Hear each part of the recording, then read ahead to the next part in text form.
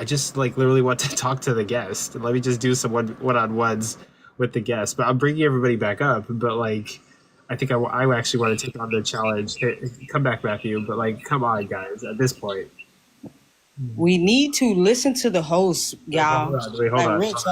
Hold on. Bring the other guy up. Like, I enjoy the chaos too, but I don't really think it's getting anywhere. And I like, they're not getting the point. Like, they're not getting it. But the thing is, we have to listen to you because this is your platform. Okay, that's fine. And we have to be respectful to it. Yeah, I know. I don't need the. I don't need. Yeah, all I'm saying, but like, all I'm saying is, if you believe because of faith, then you don't believe because of justification. Because faith is belief without evidence. If you have evidence, you don't have faith. Yeah. So I would say like if you have faith, you don't know. You just believe it. Exactly. Yeah. Which means you have no way of telling if it's true. Wait, hold on. Exactly. Wait, hold on. So like, I agree on what Matthew is saying, but I also I believe like objective truth exists out there somewhere. So I think that like, is it possible that somebody could like have faith and like accidentally by like some stupid luck of the imagination land on the truth and we all find out one day? Like, yeah, but they didn't come to truth because of faith. They came to truth because of sheer dumb luck and called it faith. So technically, sheer dumb luck is my friend. Yeah. So technically, like, until it's not, right? No, even if it ain't, like, I never know. Hold on. So technically, like, faith could lead to truth, but like, it would be like a stupid, dumb guess, and we all end up finding out one day when we face objective truth out there, capital T truth. But I would say, like, yeah, faith is not an effective method for getting to the truth. You're just guessing and blindly putting your faith in something. What is capital T truth? What is that? Does that like have like ontology or something? I think like for me like part of my worldview is I think that is a kid talking? No, it's fine. But like for Matthew de-aged. Oh. For me, like, I believe in objective truth. I think when we all pass away, like, either the Christian God exists, nothing exists, like we atheists say, or maybe the Greek gods exist, or maybe like something's like at the end of time, if there even is an end of time, there's going to be something. One of us was like on the money. I think there is a capital T truth that exists outside of us, and we're all trying to like map it with our worldviews. I don't know what that means. Capital T truth. I'm not sure. Are you just trying to say like some fundamental nature of reality or something? Yeah, like, so we're all so I'm gonna say this might be a bad example, but like we're all going through the world and we're witnessing it, and when we say we have a worldview, that's our personal map of what we think the world is. And so we have these discussions, right, like Christian versus atheist, to say my map is atheism and I'm a moral subjectivist and I have all these different entailments that I've like chosen, right? And I'm comparing it to like your list of entailments and like your map of what reality is, and we're trying to see which one's more probable. We're all experiencing the same reality, and that's what I would call capital T truth. We're all looking at rocks and we're whipping out our maps and we're, trying to see who has the best map. And so Matthew's going to look at the Christian and be like, your map kind of sucks because like problem of evil, divine hiddenness. My map is better. Science. And like the Christian's going to be like, no, I have a better map. It's Christianity. God died for our sins. And that's essentially what we're doing. So you're all about capital T truth. You just mean like something outside of all of us. The nature. Well, you just mean like the nature of reality or something like that. Yeah, like capital T truth is something that exists outside of us. We're all trying to get to it with our different theories and religions, but like, we don't know for sure until like the final bell rings. I guess maybe that's what people mean when they use that word, the truths, because I don't know, I don't define truth in that kind of way, but I guess that's because it's like truth now has this weird ontology to it, like this thing that actually exists. I think it does. I think there's like some kind of like ontological like state of affairs, or like some like you could, like you could point to it or something like you could, like it's right here. Yeah, but okay, so Taylor, but like, do you get what we were saying earlier? Basically, so like, I guess to get to our original point, I was saying that like, Okay, so let me reiterate it again, right? Actually, wait, you weren't making that point. I think someone else was making it, and like you sort of agree with me. Okay. I don't know where to go. Okay, someone pick something, and then we'll go from there. I was gonna argue the problem of evil and say like just because God does like a couple good things, but He does like a lot of bad things, it doesn't really make Him. Well, I'll go back. I'll go back to your prompt, if that's okay. Sure. Okay. Human suffering, animal suffering, mass confusion, and evil Christians are a good reason for not believing in the Christian God. Yeah, so actually, this brings me to a really good point I want to address. You asked us like, whenever a man decides to grape a kid, who do we blame? So like, if we don't believe in God, I would blame the guy. The guy should not have raped the kid. But like, if God does exist, I'm blaming the guy and I'm blaming God. Because God, before he created that guy, knew that in his lifetime he was going to rape the kid, and he still chose to create the guy. And then God, who's omnipresent, sat there and watched the guy grape the kid viciously, and every second that kid was getting raped physically. And like think about it. Like every second that kid was being raped physically, right? I'm someone who's went through that. And here's the thing. Yeah, hold on. But like, the thing is, like, God was watching all of that. He could have stopped it at any time. He could have stepped in. He could have done anything. He sat there and watched and thought it would be better if he didn't do anything. No. He couldn't, because I'm gonna tell you one thing about the God that we serve.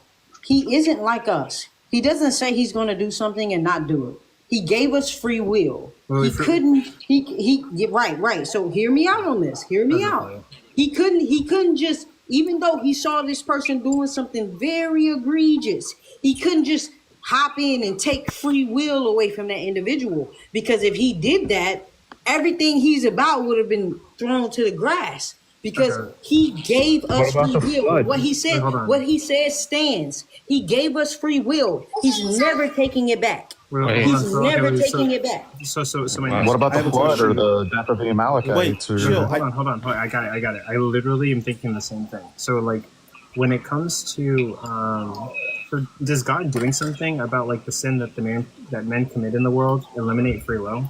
Is that what you think? He is not eliminating free will. He created out.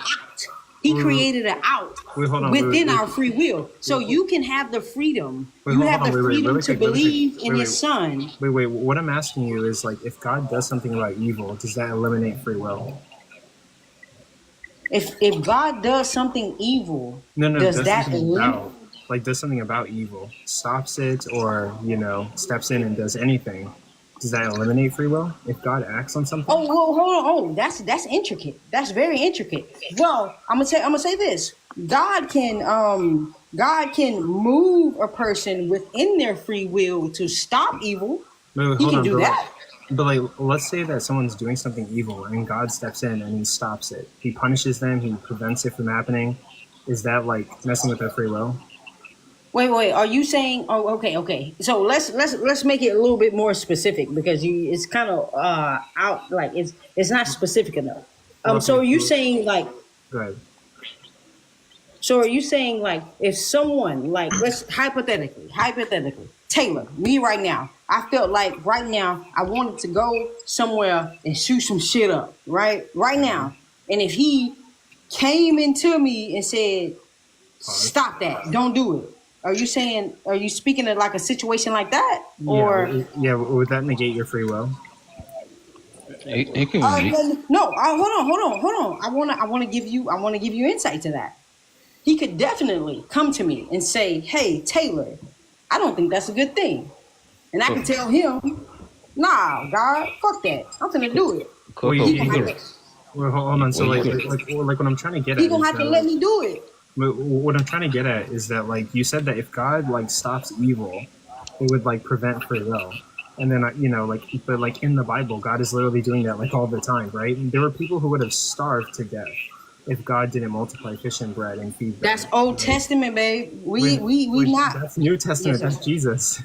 But like no, like God literally like flooded the world. God literally, fed the hungry to prevent them from like starving. God literally like unalived the first sons of a bunch of Brought people Egyptians. back from the dead. Brought people literally Yes, back he from the did. dead. Hallelujah. Yeah, Hey, yeah. So God can this is act. Sergeant Roy. Wait, This is Sergeant Roy. I can speak to that. wait, hold on. There's Wait. there's a lot of God taking influence and changing things, which prevents free will all the time It's in the so Bible, crazy, God, Old how they and New just will Testament. not accept Well, your yeah. So power. That's not what It's I'm true. trying to get crazy. at It's is like, crazy how wait, hold on. What I'm trying to get at is like if you read right, like there are even people that like people saw Jesus do all these miracles and still turned away from him, right? So like they still had the free will to choose not to follow God. So like God can interact with them. what? Yeah, there were tons of people. There were tons of people who didn't believe Jesus was God, even after Jesus did all these miracles. If we're doing an internal critique, like after the resurrection, people still like did not believe Jesus was God, and they witnessed all of this. Yes. And that's what Yeah, so like the point I'm trying to make is and that we God could stop evil, God could prevent evil, God could do of whatever He course wants he to evil, can. and like there would still be That's free will. Like Yeah. that's not like an issue. all right. So you whoever spoke about that place, I don't know who it was that spoke about that place where people won't have the urge to do any type of evil and don't have the urge to do any bad to their neighbor. That's what he created for the people who want to believe in this place that everybody want to do a little evil. Wait, let me You ask know you what a I'm saying? question. Wait, Yes, sir. let me ask you a question. Are you straight or do you like the same sex? I'm sorry. Say that again. Are you straight or do you like the same sex? Oh, Trust me. I struggle with same sex attraction. Okay, so like, I struggle with same sex attraction. okay, so when you're born into this earth, you have certain desires, right? Yes, sir. Yes, sir. Hold on. Let me. Oh, you're good. Okay. Yeah. Tell me when you're ready. Yes, sir. Okay. So like, when you're born onto this earth, you have certain desires, right? I'm ready. Okay. So whenever you're born onto this earth, you have certain desires, right? Yes. Okay, but you can choose to either kiss somebody of the opposite sex or kiss somebody of the same sex, right? You can make that choice still, right? Yeah. We choose. We kiss for the first time. I think she's getting into a car. Oh, she's probably a passenger. That's fine. I'm just the audio quality might be bad. Oh, your mic kind of went out. Your quality. No, no. Actually, I'm You're in a passenger. You're for TikTok. You're Hold a on. passenger. I need to turn off.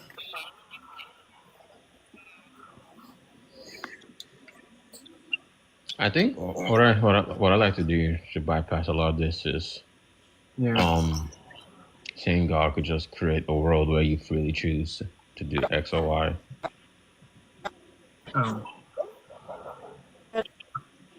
You're a little bit wonky. But say something again. I can't I hear can hear you. you. See, when it comes back, understand that we was talking about same sex. All right, guys. Okay. You gotta go, or can you hear me? Can you hear me? I think she might have to go. Okay. I guess like if we went further, the point I was gonna make is that God could have you have certain desires, and you can still make lighten up. Right. I don't think you want to say that God can make it out. I think it's, for me, like, it's better to give the Christian what they want, right? Yeah. You could say that God could to choose the world where you freely choose. Yeah, to do. Yeah, but to me, that's still online. That's like saying.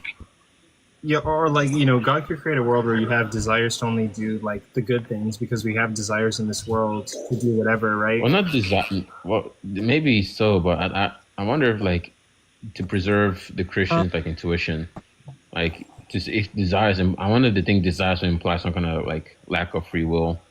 But maybe they're compatibilists about it, and maybe it won't bother them in that sense. But yeah, and you'll be able to. Usually, if you say they freely, if they always freely choose to do the good. Yeah, that's kind of what I was getting at. Oh, but go ahead and explain how you were going to explain it.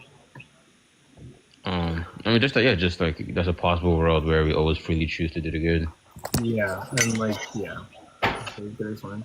But okay, I guess this is Sergeant Roy. I know she wasn't able to get on, but I've really enjoyed the conversation. It's a great topic. What you guys are talking about, I'm over 18, so and I am a believer, and I know that you guys were talking about free will, but free will is just the ability to make choices without external coercion. I mean, and the thing about is that how you're defining it? In this entire topic, what we're talking about, I think the thing that's missing is the character of God. To give you an example, what I'm talking about is like if I drew a circle on a whiteboard, and I put 2 dots, that would be you and me, and that circle would represent we're limited as human beings. We're limited by time, space, and matter. I mean, would you agree? We're limited by time, space, and matter. Yeah. Would you agree? Yeah. Right. So we judge our time. We judge our by minutes, seconds, years, and like that in space, how width and height and all that stuff. But the thing we have to understand is that with God, if we put him in that circle with us, he's no longer God. And for him to be God, he has to be outside that circle. So we can't make the assumption that the limitations that we struggle with, he has those same limitations. Like you were talking about the example. I've heard that example used before about graping. If somebody gets graped and, the Almighty God is powerful and he has the ability to see that, we have to understand when you know the character of God, that's what the Bible's about, because the Bible's not just a religious book, it's a historical book as well. It's an informational book. It tells us. Maybe Roy, what exactly about the problem of evil are you addressing right now? Pardon me? I guess maybe just to be clear, what exactly about the problem of evil are you addressing in this speech? Well, I'm just saying that you have to know the character of God. You can't assume that if a situation is happening, God's obligated to come in and fix that situation. He's not our personal police department. Yeah, that's fair. I kind of disagree with that, right? Because in the Bible, God was playing games. Multiple. Well, I mean, you could disagree. You could disagree with it, but that's just how God. That's his character. He doesn't go in and just because the objective of God is to bring people to himself. He's not there to fix our problems and our injustices. Well, sure, but the main thing isn't necessarily about the main thing about the problem of evil isn't that we're saying that God doesn't want to draw us towards him. The thing about the problem of evil is that, at least in your worldview, there are going to have to be some evil actions actions or events that we see as evil. At the very least, we see as evil. God will have to either do those or at least allow those to occur in order for him to draw us towards something, right? No, not true at all, because we have to have a more reference of what we call evil. Because some people, again, this gets into absolute truth. What some people call evil in certain places, some people don't call evil. So sure, but if God exists, then there is an objective moral of good and evil, right? Right, and it has to be his objective, what he says. It can't just be just like one person thinks it's that, and another person thinks it's that. That's relative reality. No, but that's what I'm saying, right? Excuse me, that's what I'm saying, right? You agree that there is an objective morality, or not agree? You go along with the claim that there is objective morality, right? I go along with the claim that there's God's morality, objective reality, and I go by his reality because for me to sit down and call the thing evil, I have to have a reference. That doesn't change. I mean, you can call as a Christian, right? If you're a Christian, you have the ability to call something evil. All you have to do is just look in the Bible and see what it calls good and evil, right? I don't like the phrasing of that. I don't have the ability to call things evil. I have to have reference, and that's what I'm saying. God is the reference. So when so you have reference. Yeah. For instance, the 10 Commandments. People try to follow the Ten Commandments. People think the Ten Commandments is that you have to really follow them, and you're not you're just an evil person. But the Ten Commandments, God created the Ten Commandments to show humanity that what evil is. They did, because you got to remember, the people didn't know what evil was. They didn't know what sin was.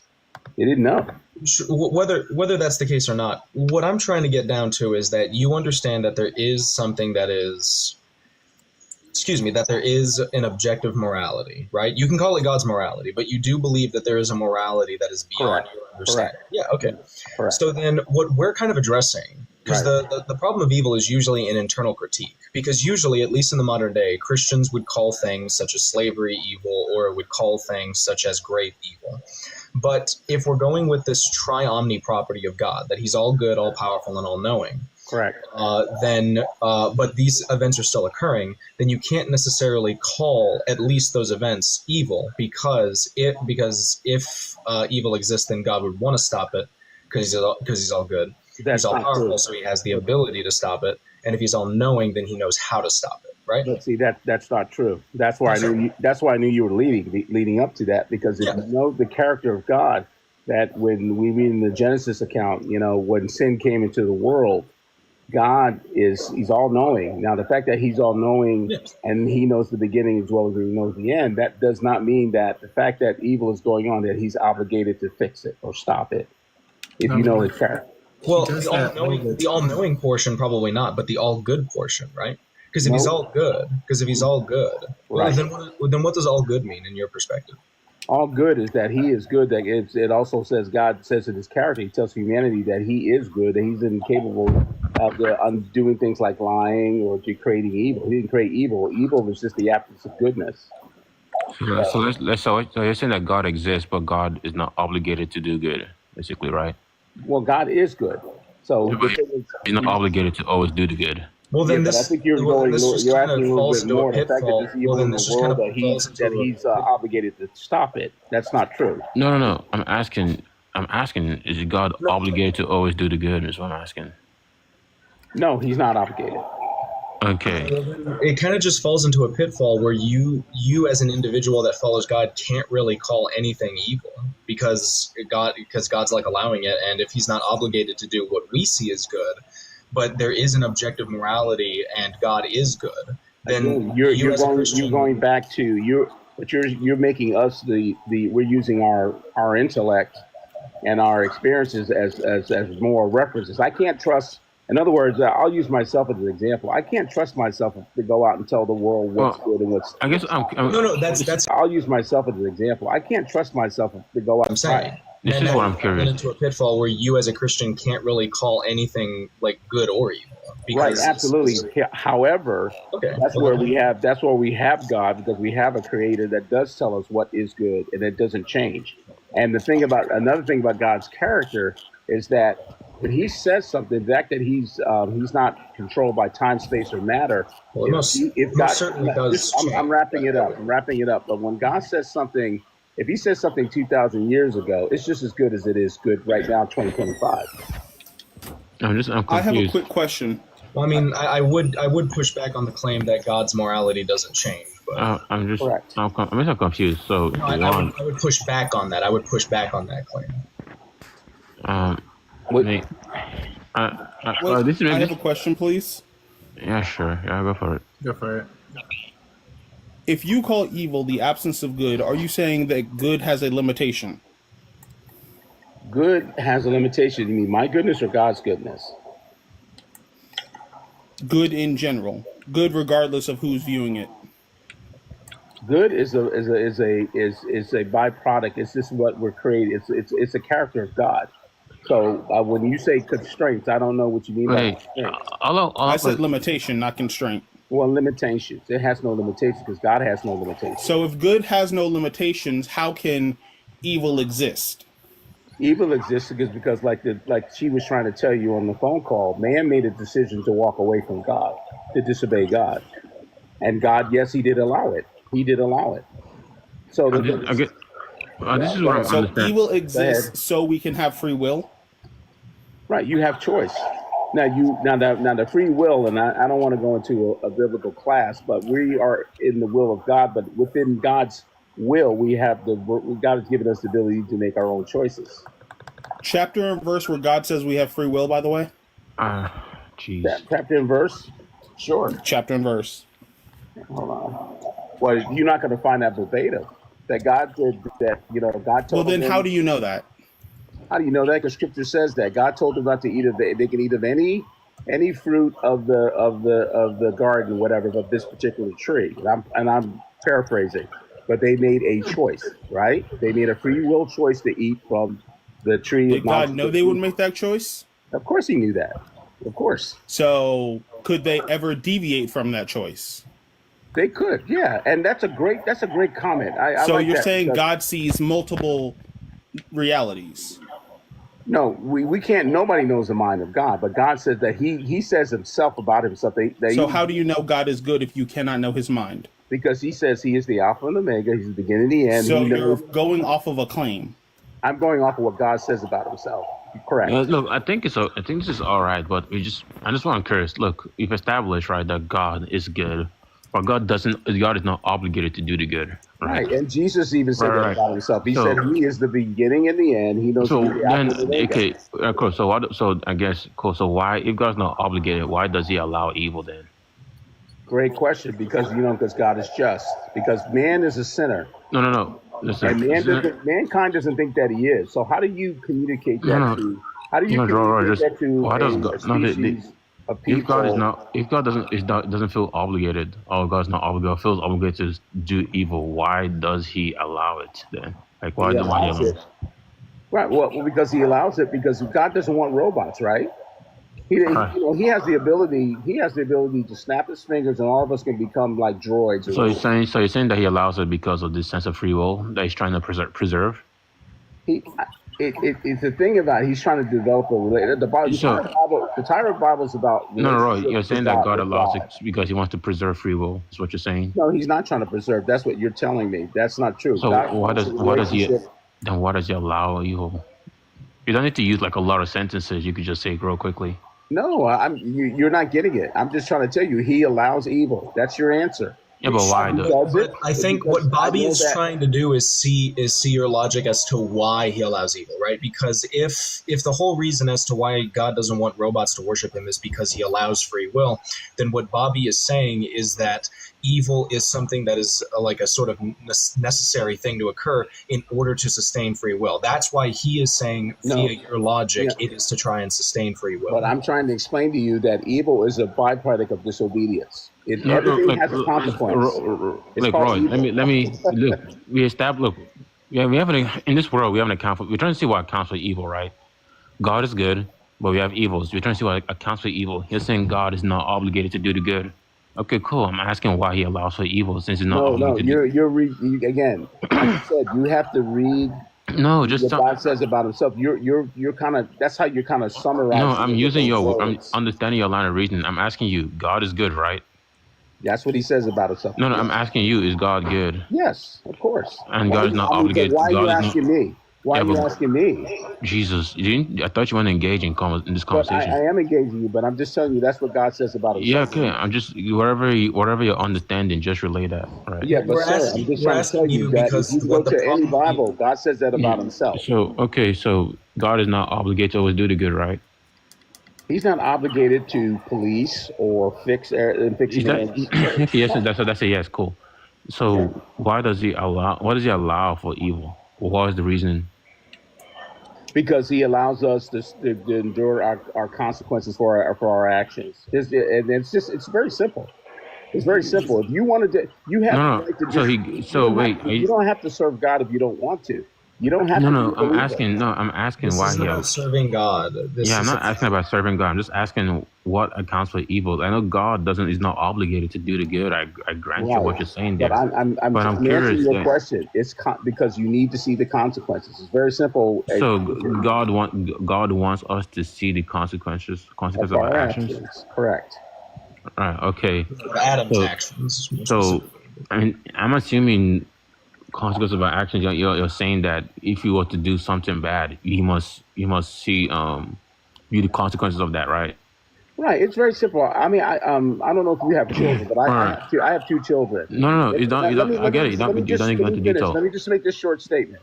And if I have two children, and then when they were babies and little kids, if I go in there and rescue them from every situation when they misbehave, will they know what Right. the I don't. I consequences don't of need the their actions are? analogy in this case. I don't need the analogy. I understand what you mean. Okay. So I want to. What I'm trying to dissect even further is when you say consequences of our actions. When you say our actions, you mean like actions that we freely take.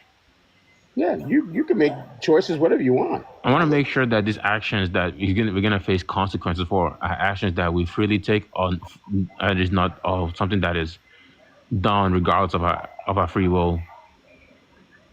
It's the same. It's in the same bucket. I don't see what the difference. So wait, no. If God is gonna punish us for our actions, is this actions that we freely take, or is it actions that is on against our own will? Well, let me ask you this: if God's going to punish you, what is He going to punish you for? What is going on? No, okay, Sergeant Roy. So what Bobby is okay. So even though you, Sergeant Roy, might believe in something like free will, you have to recognize that sometimes, even though we may have free will in your worldview, that sometimes not every single choice that we make is of our own obligation. Sometimes we are forced to make certain choices, right? I'm following his line of logic. He's saying that God wants reason God doesn't allow for good because He wants to see the consequences of our actions. That's why but Bobby, what I'm assuming you're going to ask him is that even actions that we don't necessarily make ourselves, right? No, not so much. Let's say the reason why God doesn't intervene because He wants us to see the consequences of our actions. But there's two words at the end: our actions. I want to know if these actions are actions that we freely take, that we're gonna face the consequences. If these actions are our own fault, or if these actions are against our will, and we still have consequences for actions that we didn't willingly take. Yeah, exactly. Yeah, that's all I want to know. You're getting into deeper water. You talk about sin knowingly and unknowingly, but let's just simplify this. If God's coming back to punish the world, what is He coming back to punish? I just don't understand. What's so hard about my questions? You're saying that it's very simple because I think you're complicating the. I'm not complicating. I'm literally going through your line of reasoning. I'm literally going through your own. And I'm trying to get you there, brother. I'm trying to get you there. I'm just saying that if God is going to come and punish people for unjust choices, what is the focus of His punishment? Because He's got to come punish you for something, right? This is not making me any clearer. I want to understand what accounts for evil. You said that there's an account for evil in this world. We're trying to understand why. We say God is good. We say God is not obligated to always do the good. I'm asking you, why does God allow for evil since He's not obligated to do the good? You're saying that because He wants to see the consequences of our actions. And I'm answering your question. Evil comes from somewhere, right? Where does it come from? Let me try asking this question. Why does God allow for evil? I know it's not obligated to do the good, but why does He allow for it anyways? He doesn't allow. Why does God allow for evil? Because He allows for you to make your own choices, and He allows for people. There are people that will follow God, and God, they have a relationship with God. Right. Okay, you don't need to go into detail. Those who choose not to, Roy. So you're saying the byproduct of their choices is called evil. It's called evil. You're saying that God wants us. The reason God allows for evil is because He wants us to make our own choices and experience the consequences of your choices. All right. So I want to make sure these are choices that we make ourselves. We freely make ourselves, right? Right, but I'm just trying to get you to narrow down that choice. It's not just different choices. It stems from one particular choice. What is that, my friend? I want to. That is the choice to deny God. That's it. It's that simple. I understand, Roy. I understand. Trust me, I understand. Okay, good. You're not saying anything. You're not breaking the mold right now. All right. I'm just trying to drive that home to you. It's just denying of God. That's what evil stems from. It's not all these little choices and stuff. It's just if you choose to deny God, God allows you to do that. He allows you to do that. So where do we go from here, folks? I'm sorry. So basically, doing a couple of things. I've enjoyed the conversation. You guys are, and again, I'm no bad blood or anything. I love these discussions, man, because I think to be honest with you, I think even in church or like No, Bible Roy, studies, we I need to have these kind of discussions. I think it's a great discussion. Roy, I guess I wasn't done because all right, we've established right that God wants to the reason God allows for these things because He wants to preserve your ability to make choices, right? Again, I love your verbiage, man. He wants a relationship with you. God loves you, and He wants a relationship Jesus, with you. I don't understand. I feel like every time I ask this question, you're trying to do. No, I'm not. I'm not agreeing to your verbiage. I'm just telling you, very simple. I'm trying to make it real simple. He wants a relationship with you. He wants to know. He's your creator. He created you, and He wants a relationship with you. It's that simple. There's nothing to it. Look, I'm gonna ask this one more time. I'm gonna legitimately try to ask this one last time. I don't think you're gonna get anywhere, dude. Okay, send it. Okay, ask me again. Step one, we're trying to understand what counts for evil, right? It's evil. We're trying to just see what counts for it. You said God is good. Cool, we're gonna grant that. We asked why you said God is not obligated to do the good. Cool, we're gonna grant that. We're asking, okay, why does God allow for evil anyways? And you're saying, what's the answer to that question? Again, I'm going to say this slow. It's because God, within His will and His power, He's allowing us to make our own choices. Okay, cool. So God wants us to make choices, right? That's what He wants us to do? Yeah, He wants you to come to Him on your own free will, not because somebody made you. Yeah, cool. So there's this sense of free will that needs to be preserved where we could come to God, right? That's very important to God. Right. Yeah, I can agree that it's important to God that you make a choice. If you want to serve to Him, come to Him. You fine. If you don't want to, that's fine too. All right, cool. So what I want to understand now going forward is, would you say that our ability to make this choice is more important than the evil that exists in the world? All right, let me just repeat back what you said. You said the ability to make free choice the ability to make free choice is more important. Is it more important than the account for evil that exists in the world? Yes, it's important. Yeah, it's really important. If you had to weigh the two, yes, it's important. All right, it's very important. Now, yeah, very important. God wants you to know why you come to Him. I mean, I'm a believer. I've been walking. No, that's fair. That's cool. That's cool. I want to make sure. I want to see how important this evil is, right, for God. Now, is it possible for God to instantiate a world, right, where we all freely choose Him of our own choice, right? Yeah. So that's a world. So technically, that's a world that like God can make where we all freely choose. Like put it another way, that's a world where where Adam and Eve freely chose to stay with God, yeah, than not to eat apple. Like, so the free will is not being violated there, right? Right. So why did God instantiate a world where they freely chose to do otherwise? Because He created the world like that. Because again, like I said, the opposite of that is that if He wanted to, He can just make us like robots. He can make us like droids. And He doesn't want that kind of relationship. In both worlds, I made sure to retain free will. Like, you could, if it's a world where they freely chose this, they could also freely choose to do otherwise. Both worlds are possible due to free will. I'm okay. You lost me. You said both worlds. What world are you talking about? What two worlds are you talking about? Yeah, let's say you hold that God knows the future, right? He knows the future. He knows every possible choices you can make, right? Right. So he knows he can instantiate any world where you make any particular choice.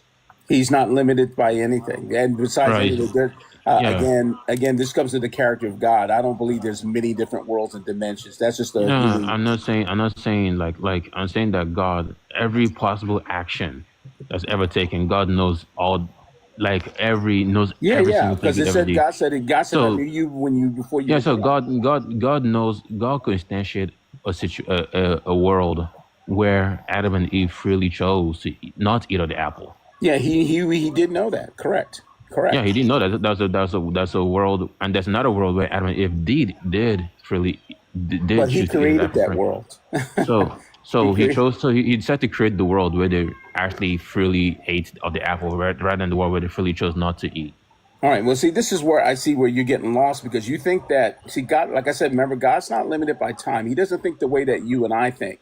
Like, in other words, you and I think in minutes and times. No, I'm not talking about this. Weeks, Has nothing to do with time. but God This doesn't has think that nothing to way. do with time at He all. knows the beginning as well as he knows the end. So yes, he did know they would eat the fruit, but he's not. But He's no, not. You can't I'm say saying he's that he obligated knows to that. stop them from eating the fruit. That's not Wait, true. put it that way. Are you saying put it that he knows? Is it will Adam and Eve always eat the fruit, or was it possible that could they have not eaten the fruits?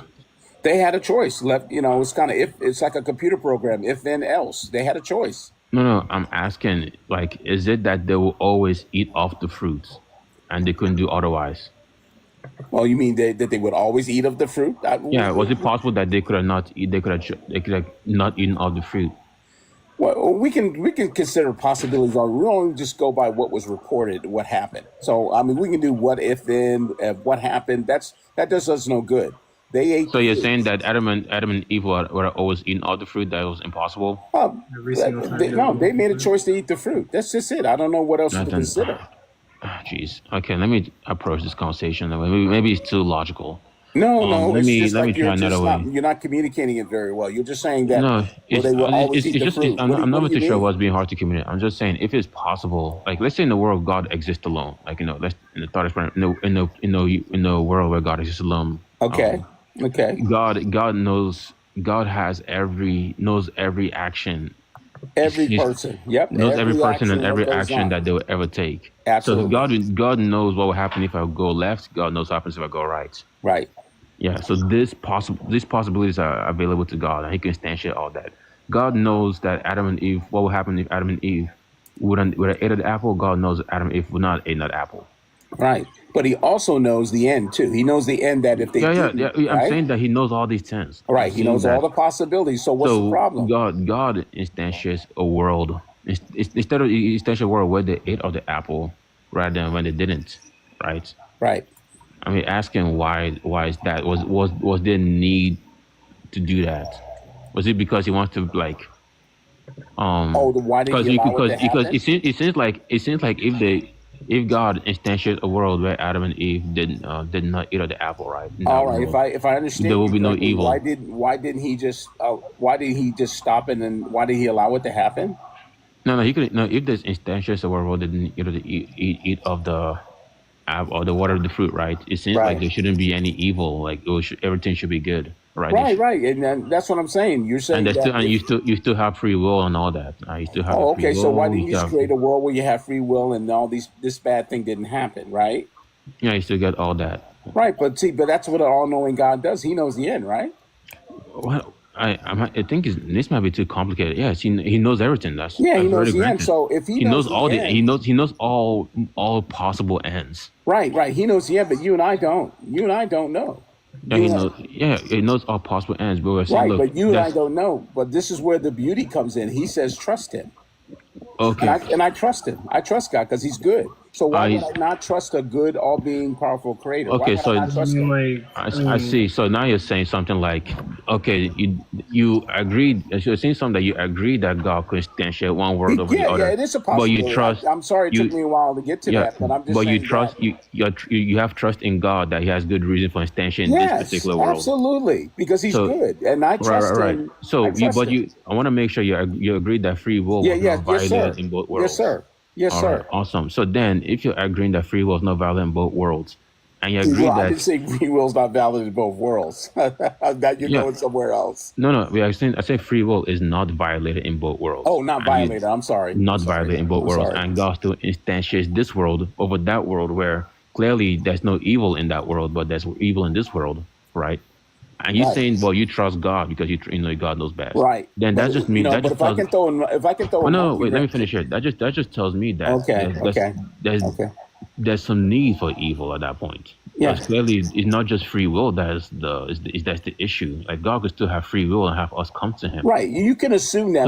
So evil has this other. Can I throw another monkey wrench in there? Another monkey wrench. I thought about that, and I said, you know what? Even if Adam and Eve did not eat the fruit, and mankind was able to progress on to populate the earth, I truly believe that somebody would have eaten that fruit. And that's just me. That's not in the Bible. That's just me.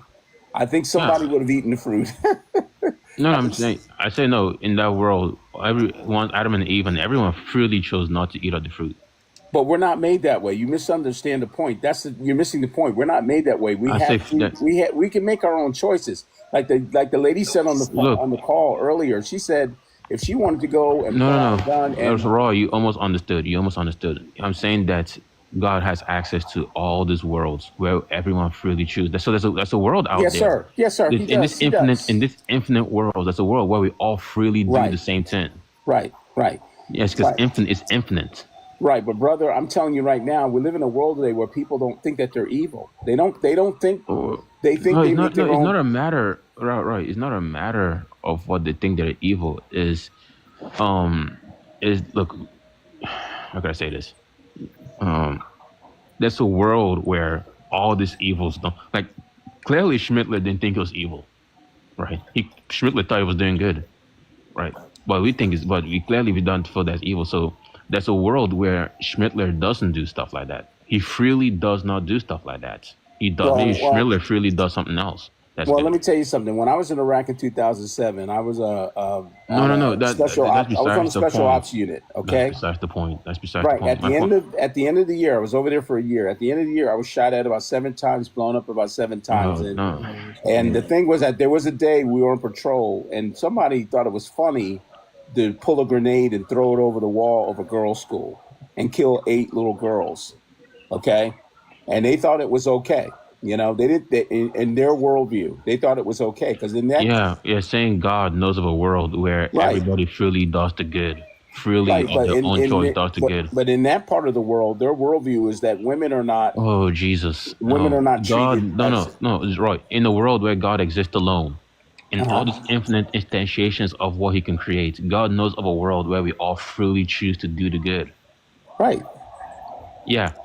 But some people don't do it. They don't do it. So what's your point? Look, no. In this world, they don't do it. But that's impossible. But this is all God, you can't go by any other world. This is where you are right now, brother. You're not in other worlds. You're in this world. This is where we live. No, he understands. He understands that this is where we live. But okay, what Bobby is trying to do. Look, let me just explain it. I'm gonna go walk my dogs. This is what I'm trying to do. Like God can do anything logically possible, right? Correct. God could do anything. Correct. In a world where God exists alone, He has infinite amount of ways to instantiate whatever goal He's trying to get to. There is a world where free will. There is a world where we all freely choose to do the good, and free will is not being violated, right? Because if there's a world where we all do the good and free will isn't violated, then God can have His goal of like a relationship and whatever, and there'll be no need for evil. So we're trying to explain what accounts for evil. Dude, you're just making a hypothetical. That doesn't make sense to me. I mean, I grant it doesn't. Play with that. We can play with that. But, look, at this point, I think all you're trying to tell me is that's God. There's evil in this world and has some instrumental reason. There is evil in this world. But there's reasons why God allows for it. It's instrumental for some good. Like and there is evil in this world. I'm trying to tell you why. You might as well say that the smaller cost is good at this point. Because man is evil. Man that without God is evil, and you see it in history. You see it throughout history, throughout humanity. I don't think it's honest. I don't really think you understand it. Look. What is so hard to understand that God can instantiate a world where we all freely choose to do the good? What's so hard about that? Like, what is hard that? Say that again. What is so hard that that's a world that God knows of where we all freely choose to do the good? What's so hard to? He knows that we're able to do the good, but I still don't understand your point. But people are not going to do the good. So what's your point? I don't understand. Coco, what's actually going on here? Like, okay. So basically, there's our world right now that God created, right? Does everyone understand that? There's the world we're currently living in, right? That's step one. It's the world, but anyway, go ahead. Yeah, so step one is we have this world where people do evil. So, hypothetical, right? Could God create a world where people have free will, but they just never do evil? They just freely choose to do good all the time. Hypothetically, could God create that world? And right, I understood that was what Bobby was saying. I got that. Right. Okay, so once that's established, if it's established that God can create a world where like people don't do evil, but they still have free will, then the fact that evil exists is not because God needs free will. God can create a world where he still has free will and people choose to just never do free will. So to never do evil. So like it's like why does evil exist? It's not because free will. What you're describing is almost like heaven. That's what heaven's going to be like, because everybody in heaven is there because everybody's in heaven is there because they want to be. Well, yeah. And right. Yeah, and anybody that's in hell, they God never forced anybody to go to hell. Yeah, he never forced anybody to go to hell. Yeah, I know, but given that You're saying that there's a world where everybody's in heaven. Well, yeah. Not just some people. Wait, hold on. So, like, given the hypothetical, right? Like, if God can create a world where people just freely choose to do good, and there's no need for, like, evil, then, like, evil existing is not because of free will, because God can create a world where people still have free will and just never do evil. It has to be for some other reason. But again, the deciding factor, you said if God creates a world, everybody does good. Okay, got that. But then again, the deciding factor here, if they're doing good, they also have the ability to do evil, and that's not going to happen. That's not going to happen because in heaven, everybody's there by choice, and they're still. And when I get to heaven, I'm going to he really doesn't get it. Yeah, still gonna have a free will. We know. So like, there's two worlds. There's our world where like we have the ability to do good or evil, and we just do evil. Then there's another world where we have free will to do good or evil, and we just do good all the time. And again, but if you read the scriptures, God says in that world there is no evil. Wait, hold on. There is no evil. Wait, yeah, you said that God can create the world where there's no evil, we never do evil, and we still have free will. We can still choose to do evil. So if that's the case, then free will and the ability to do evil is not the reason why evil exists. Because God can I hear what you're saying, but you're also saying in the same breath that God has the ability to create. In that creating, he's able to create evil. He doesn't create evil. Evil is a byproduct of disobedience. I'm not saying you're not saying God creates evil. I'm saying that what's the reason for evil existing if God can create a world where we have the ability to do evil or good, but we just never do evil? Like, what's the purpose of evil being here? Because it's not because of free will. It's not because of the choice or the ability to make choices. Because it is, and that's a great question. Because why is evil here? Bro doesn't understand. Look, Roy. They're saying God knows every possible end. Like he knows all these worlds. Like imagine God is God in a world where God exists alone, right? In this world where God exists alone, he's all powerful. He could do anything that's logically possible.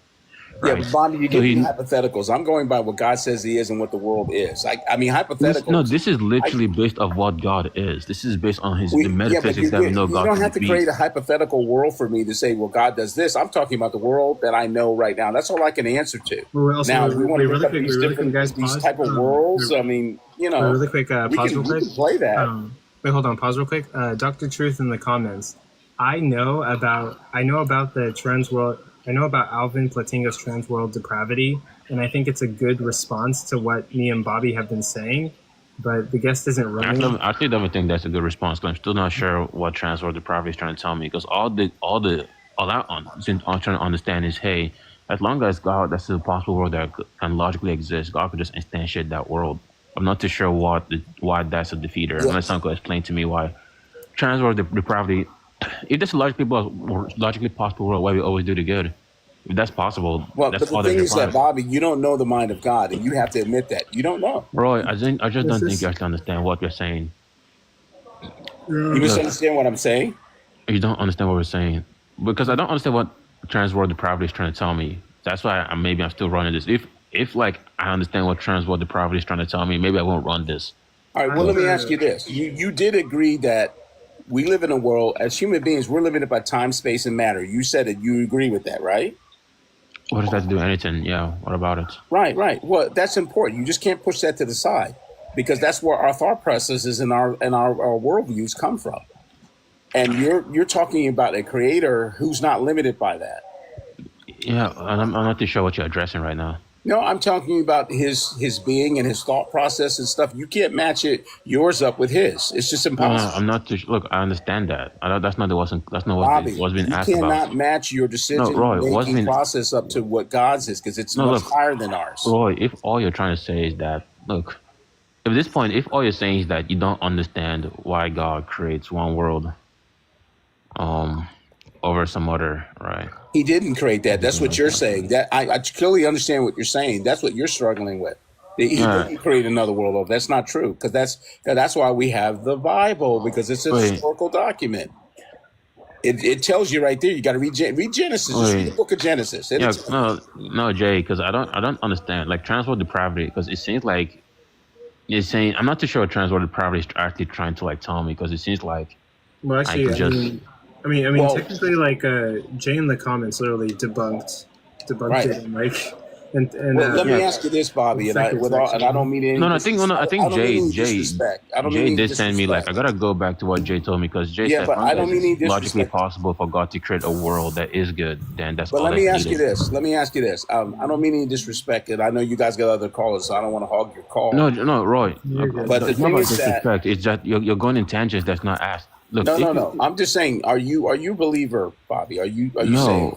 No, but look, okay. So you've answered my question, and that with all due respect, the thing is that God says He hides His knowledge and truth for those who. I'm sorry, Roy. Look, right now there's too many tangents that's going on. All that's being asked is, look, if that's an account for evil, trying to see what that is. You're saying, oh well, God needs to preserve free will.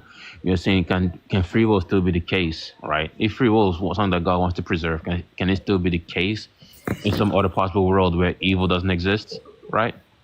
And it seems to be the case. If that's the case, that free will is preserved and the evil doesn't exist, why does God instantiate a world where there's evil? That's all. What use is it?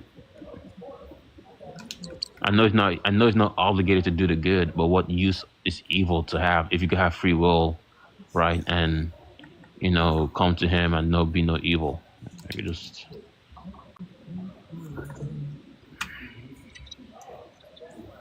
does evil come from, Bobby?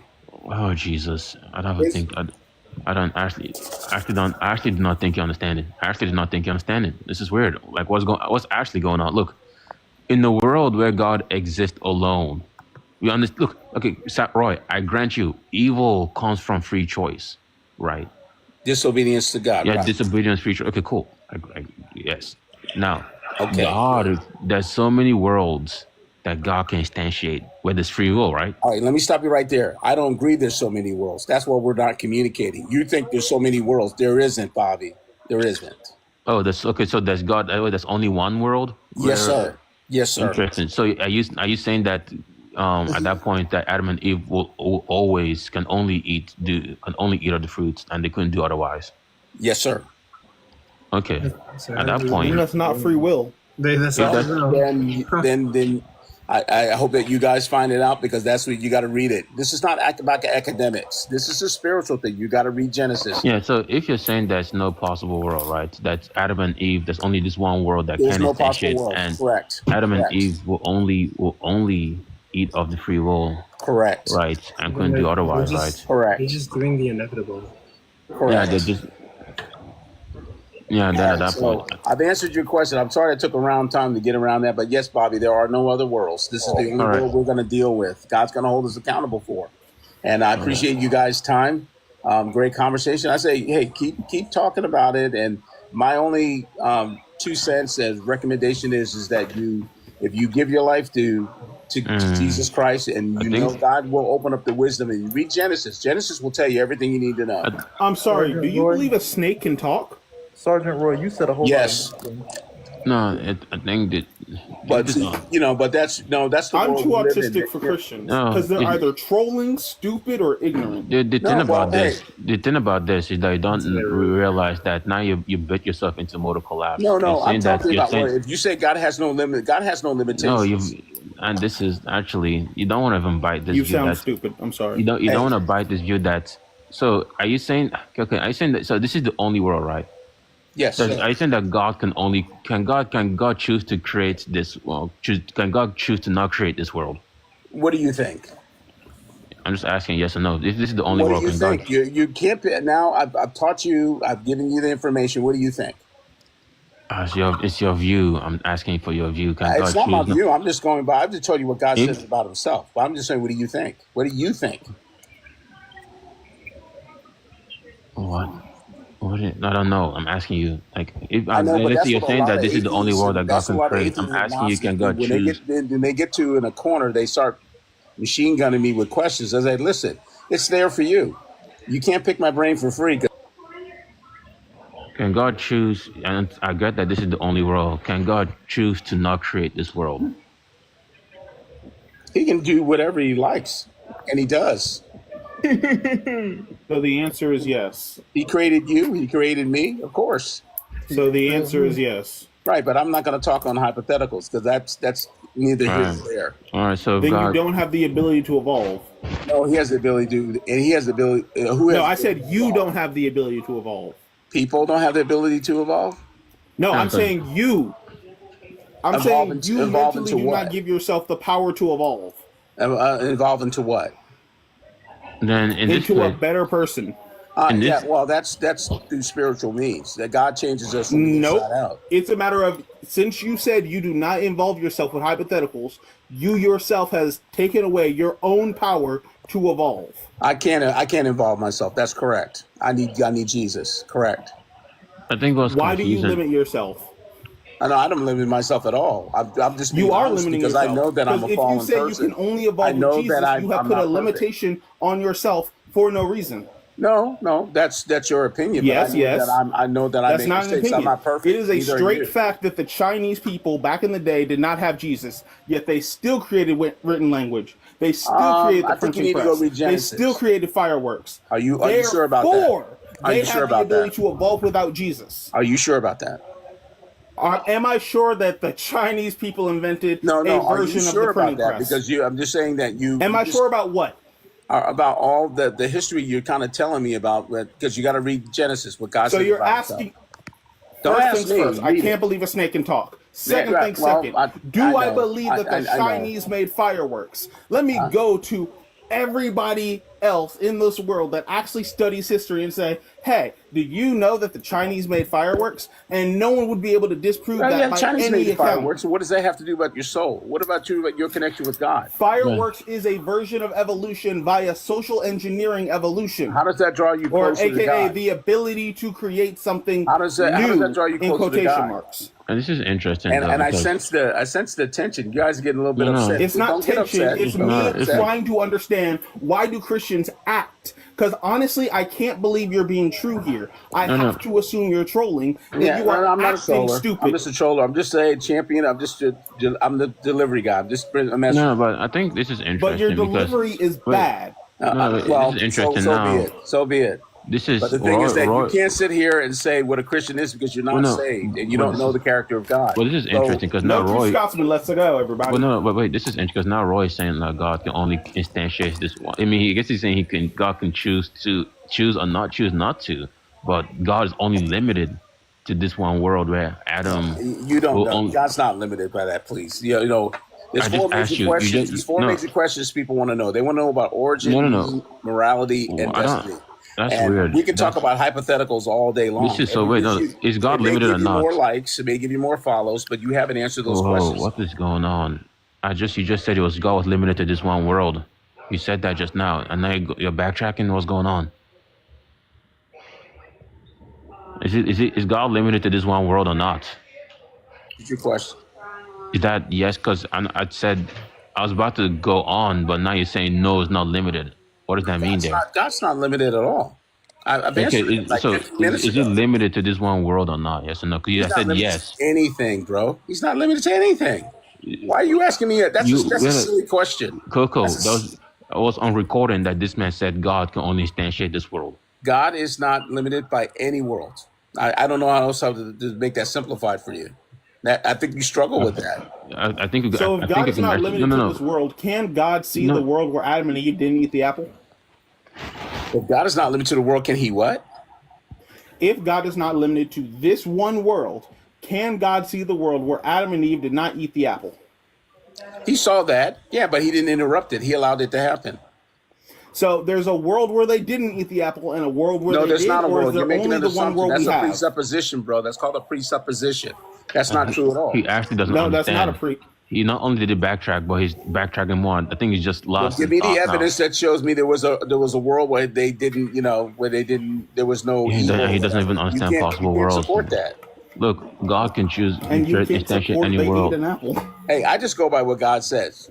He What he doesn't said about understand. himself. Okay, and Robot. that's where my faith is, because the Christianity is based on faith, not academics. No, so, Roy. So yes, Christianity is based Roy, on stupidity. It's not academics. No, it's a person. this is Our faith has a weird. It's based off person. His name is stupidity. We know Jesus. this. Coco, we it's not me, right? He did say that at one point that God can only create this one world, right? He did say that, right? I'm not just hearing shit. Yeah, that's where you and I are sitting right now. No, God. No, he said that God could only create this one world, right? No, I didn't say don't. Again, you have a way of slipping in. No. I want to make sure. Is God it me? created this No, world. I'm In the asking beginning, anyone else if I they give you heard the that. first verse of Genesis. So In it's the not. beginning. It wasn't just me, right? He did say that. In the beginning. Okay, so cool. Cool. Awesome. It wasn't just you did say that. Cool. All right. In the beginning, right? So now, since you confirmed that it wasn't, I'm not going crazy, that you did say that. Are you just now backtracking that God could create like other worlds? Oh my gosh. Okay, Bobby. Hey, you guys, man. You guys go on, man. You got to. Before you leave, let's make sure. I can't play in this sandbox anymore. But thank you. Make sure. Wait, hold on. Wait. Let me take it. Wait, Sergeant, you still here? Oh, bloody hell. It's so weird because he said yes and now he's backtracking. I'm not too sure why. Yes, sir. You have something to say to the host? Yeah, I think you were. So to clarify what we're saying, right? During this conversation, we've literally asked you: is it possible for God to create this world, but could he have also created a world where people had free will and just never committed sin? And then you said yes. And then, like later in the conversation, you said God can only create the world that we currently live in. So, like, you're saying like two different things. You're saying it's possible for God to create a world where we do not sin and we have the desire to not sin. And then you're also saying that he can only create this world that we currently live in where people sin all the time. So it's like, which one is it? Can he create a world where we have free will and we just don't make bad decisions? He can Great question. And the thing is, one is an actual and one is a hypothetical. And I spoke to the actual. The world I referred to is the one we're living in now. The one he's talking about hypothetical. Yes, he can create that, but did he create that? No, he didn't create that. He created this. Okay, cool. Yeah, that's what we're saying. So that's what we're saying then. He has the ability to create a world where we still have free will and we just don't commit sin. Right, but that's where we are working off of right now. This is where God dealing with humanity right now. Yeah, okay, so I think we're on the same page. That hypothetical world has nothing. You can drum up that hypothetical world and just make all the rules and right, justify I agree. why For some reason, God did this world. Yeah, I understand the logic. It doesn't work. So you have to function on where you are right now. Hypothetically, it does no good for anybody. Wait, Roy. What law of logic does this hypothetical break? It doesn't break any. It doesn't break any law of logic. Cannot be true at the same time, my friend. It doesn't break anything. But Roy, we agree that for some reason, substantiate this world versus the other world. We agree on that, right? No, but he created this world. That's he created this world versus the other world. Function on that, my friend. Two things cannot be true at the same time. That's the law of logic. Go look it up. Okay, if you believe that, are oranges orange? No. Stallion, please. You're just gonna drive first. No, you're being too generous with these people. No. I think I they're stupid. Let the stupid ride. Two things cannot be true at the same time. That's the law of logic. Are oranges simultaneously orange and sweet? Wait. No. Hey, give me the date and time. I'll be there with you, man. No. I think I took care of business tonight. You didn't. What did you? Again, you guys go on. I gotta go. What did bro think he did right now? I don't think we had to teach you this tense. Bobby, we have to teach you throughout the conversation. I'm going to give you some homework. Read the book of Genesis and get back to me. Oh my God. I can't believe snakes can talk. What the fuck am I going to read a fairy tale for? No. This is wild. We've read these things. I literally left Roman Catholicism. No, bro. Using hypotheticals. No, Roy, we had to teach you. I had to teach you. Yeah, I know. During the conversation. Don't bring a knife to a gunfight. Don't bring a knife to a gunfight. What are you talking about, what does bro think he did right now? I had to teach him. We're talking during the about conversation. Okay, Bobby. Good night, man. Take care. Read He actually Genesis. thinks he actually thought he did something. That's nasty work. He really thought he did something. That's oh, wow. crazy, bro. Did you say you were gonna go walk your dogs or something? Yeah, I'm about to go walk my dog now. But that is so weird. That's crazy, bro. He was lost throughout this whole conversation. Backtrack, right? Backtrack. I was trying to see if he was trying to backtrack or not. Because if it was if it was trying to say, yeah, God could only instantiate the one world, and I guess he better choose or not. Like, all right, now we don't really even know what free will is. Maybe some compatibilist sense. Oh, someone said two things can't be true at the same time, and that's just fucking dumb. It's that a positive attribute and its antithesis cannot exist in the same thing. You're right. Yeah. So you can't have something be being but also be non-being. Yeah. That is a contradiction. Yeah.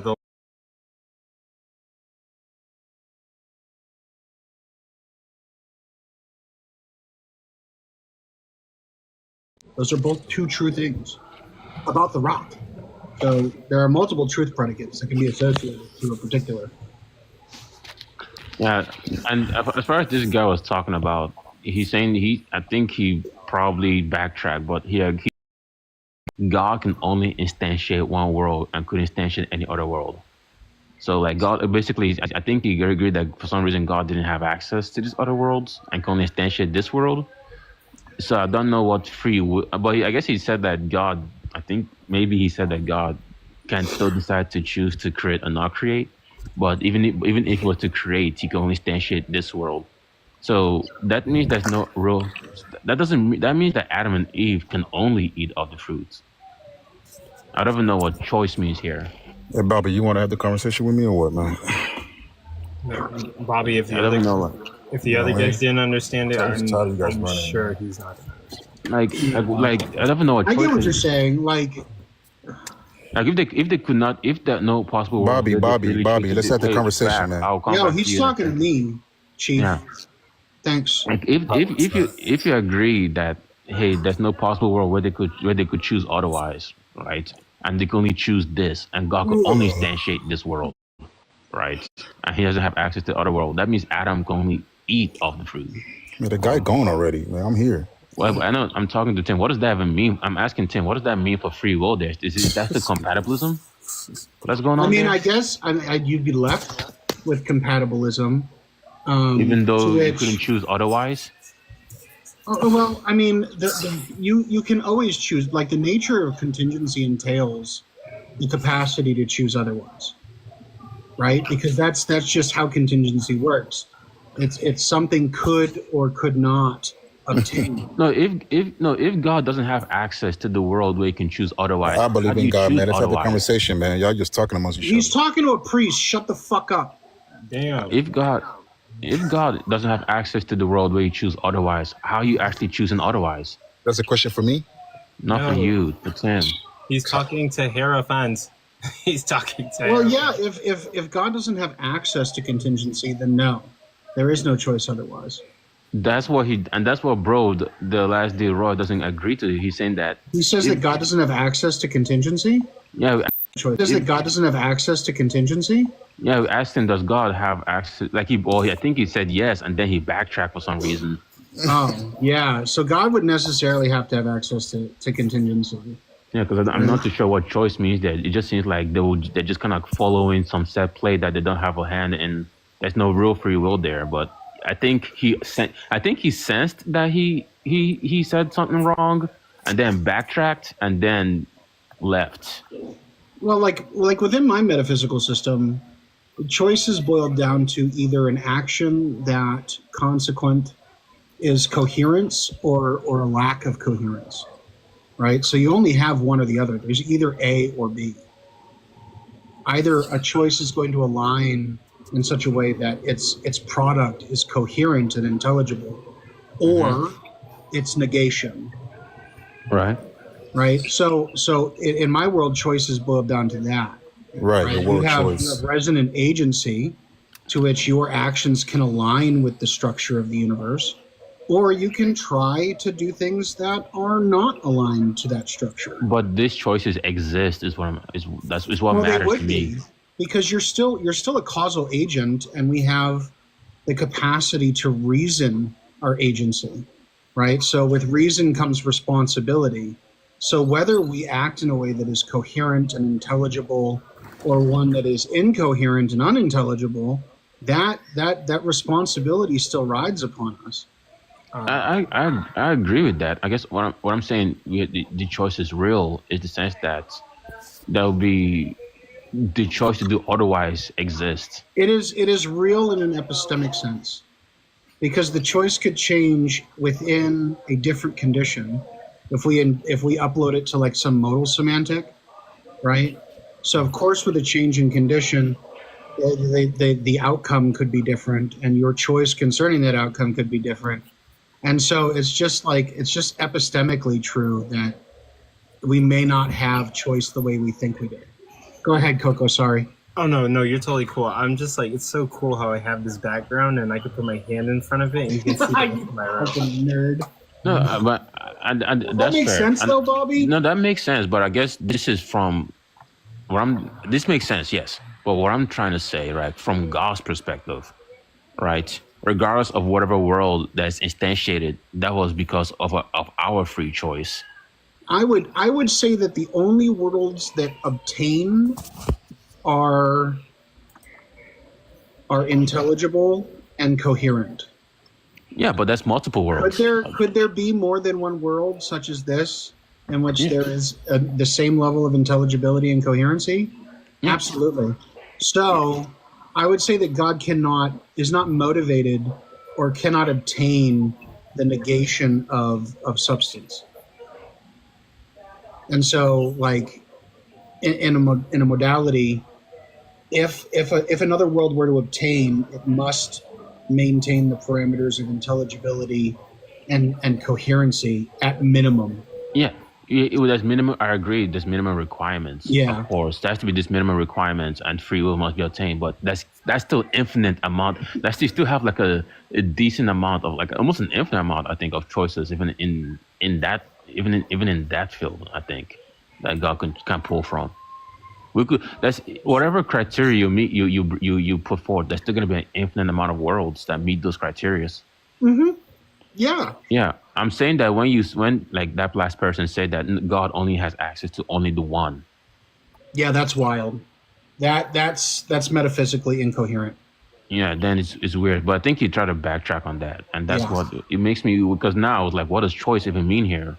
Because I don't even know what's going on there.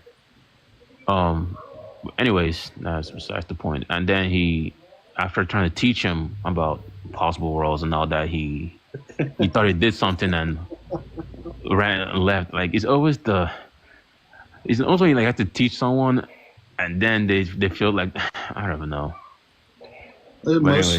I don't say this as a disrespectful notion, but most people are ignorant to metaphysical language, but it's not their fault because we've kind of gatekept for a very long time that kind of grammar and that kind of thinking. And so when you're talking about modality or like the ontic property of a thing, I don't think most people have, like, the normative view is not of one of understanding. So you have to explain it. And that's fair. I'm okay with explaining it. I think what I find annoying is after I explained it and he finally got it, and after the weird backtrack, he just did this thing where he think he won in this conversation, where he didn't let me show him the entailment of the view, right? And then he just ran. It's just weird that I don't even know, but yeah, it's just I think after taking so long to teach him that, and he still feel like he did something there is maybe whatever. But anyways, you want to do round two? What's round two? Back. I wanted to talk. Hey, Back. I know you want to talk, man. Did I miss King of the Hill? Huh? Am I missing King of the Hill right now? Oh, we're not doing that anymore. Oh, I was gonna be like, damn, I wanted to play. No, I think their debate's gonna be in January. And I think what they're trying to do is get like all this other TikTok to. I'm pretty sure. I think he was trying to go and get all this spaces in TikTok to like join up together as one. Like, yeah. I think brackets is the best way to do it, and have like the way you guys are doing it right now, Coco. Yeah. Having it like people who argue theology. People who argue meta ethics arguing meta ethics. I think that's great. Yeah. Well, like that's for the next tournament, but like the next day of debates where we just have like a bunch of different debates. That's gonna happen like November. I have to push it back, but like somewhere after November 17th. That's okay. No. So who won the last debate? Let me guess. Who won the last debate?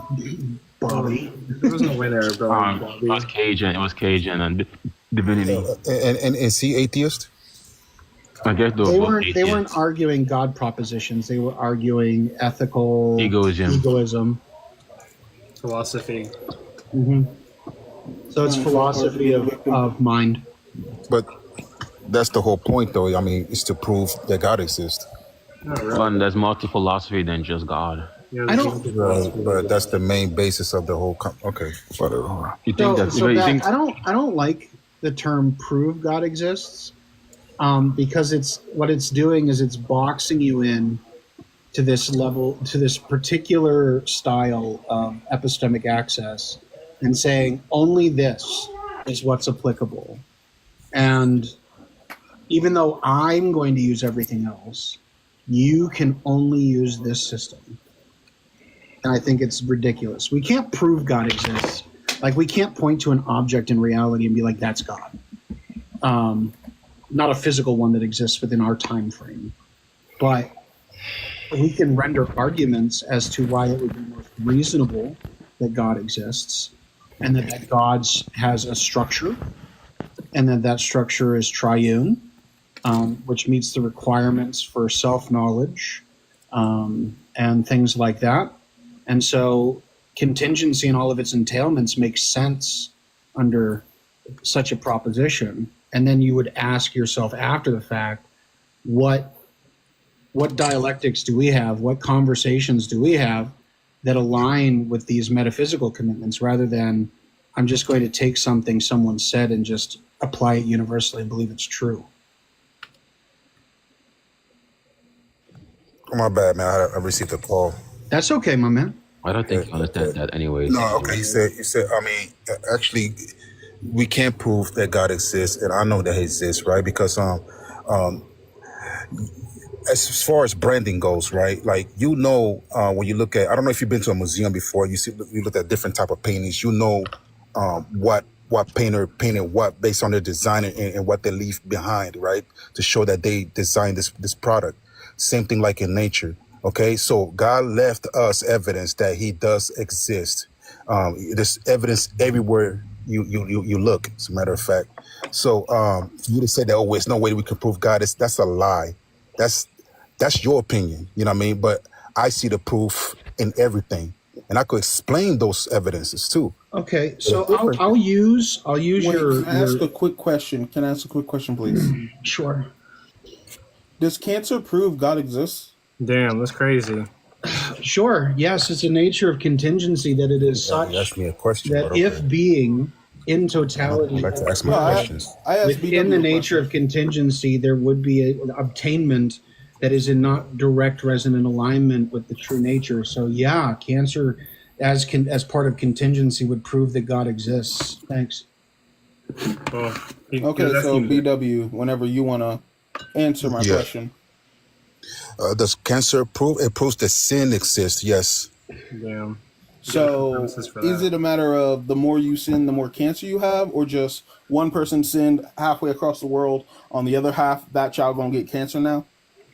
Well, we live see, that's what I'm saying. So I'm talking about spiritual things that you won't understand, but I'm going to say it anyway.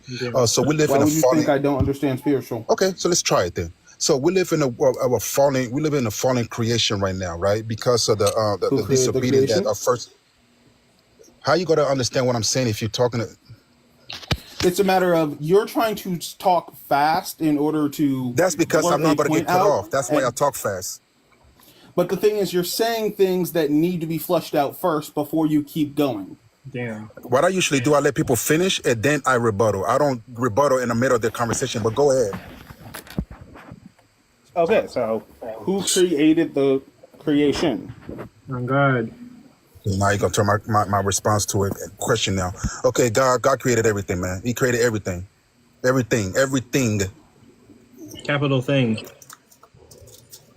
Now, let me ask you something. No, hold on, let me ask you. I thought you were done.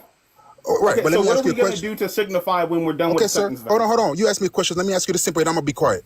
Now, are you saying that some diseases that exist today that cause harm to people, are you saying that some of these are not created by man?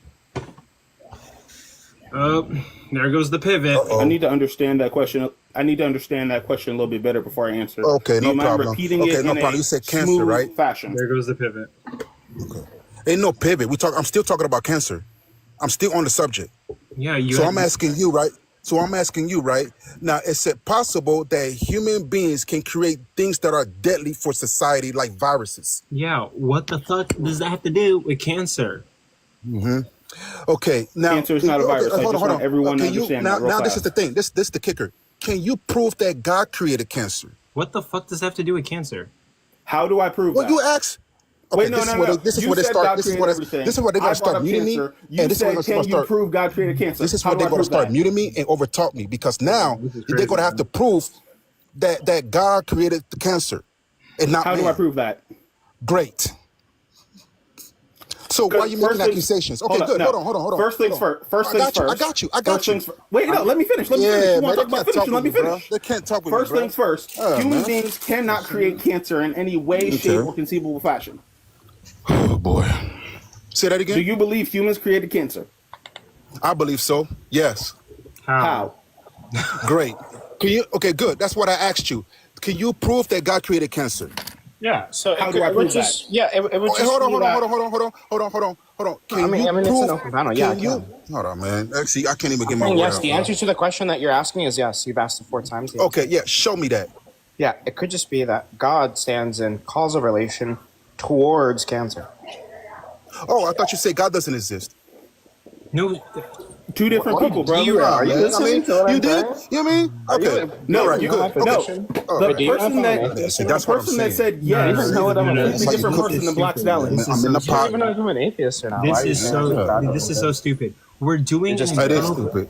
Listen, no, we're doing an internal critique of your worldview, dude. You do understand that, right? We're arguing if God does exist. If we do an internal critique of your worldview, then he would have some kind of causal. Bro, show me where and how did God create cancer? Yeah, and why? And why? Yeah, God would stand in causal relation, right? So God being the creator of everything, right? Like even if he intends to or not, right, to create cancer, right? He would still stand in causal relation, because we can just put it like, we have dominoes numbered 1 through 10, right? And then you ask, well, what caused domino number 7 to fall, right? Well, that would be domino number 6, right? And then we can go back until the first domino, and you go, what caused the first domino to fall? That's just going to be God, right? So God would stand in causal relation to domino number 7 falling. All right, no problem, my friend. Is it possible? So let me ask you something. Okay, so did you understand what he said? Wait, really quick. Did you understand what he said? He didn't answer my questions. No, we did answer your question. Yes, he did. No, he didn't answer my question. You just didn't understand it. Okay. It's very easy. It's not hard. Okay. All right. So he showed me proof that God did it by words. No, he didn't prove to you that God did it. He just said that if we grant that God exists by causal relation, he did create cancer. I proved that God would be in causal relation, thus caused cancer. God created humans. God created humans. Okay. Humans ate from the fruit. The world fell. And if you're saying that disease is part of the fallen world, then God didn't directly, but he indirectly created cancer by causal relation. Indirectly by what? By what you mean? Explain indirectly. What that mean? He told human beings to do it? God created humans, and humans ended up creating the fallen world. and then cancer gets introduced into the world. So technically, God did create cancer. He's just not the direct cause. Like, take the domino example that I gave, right? Like, the domino number 7, God did not directly cause domino number 7 to fall. He didn't go up to the 7th domino and push it, right? He actually pushed the first. But that caused a reaction to where the 6th domino pushed the 7th, right? The 5th pushed the 6th, the 4th pushed the 5th, so on until you get to the first one where God was the domino pusher, right? So he wouldn't stand in direct causal relation. He didn't push domino number 7, but he would stand in indirect causal relation where he pushed the first domino that did end up leading to the 7th domino being fell or pushed, I guess. Yeah. I can speak now. Okay, I can speak now. And God knows the future. So, like, he knew that cancer was going to come into the world given certain actions, and he still created that world. Okay, all right. So God specifically told Adam and Eve not to do certain an action, right? And they did it anyway, right? Because of Satan. Satan influenced and lied to Adam and Eve and caused them to fall, right? And God knew. And God created hold on, Satan. let me finish, bro. Let me finish. What was the question? Bro, when y'all monologue, I don't say anything.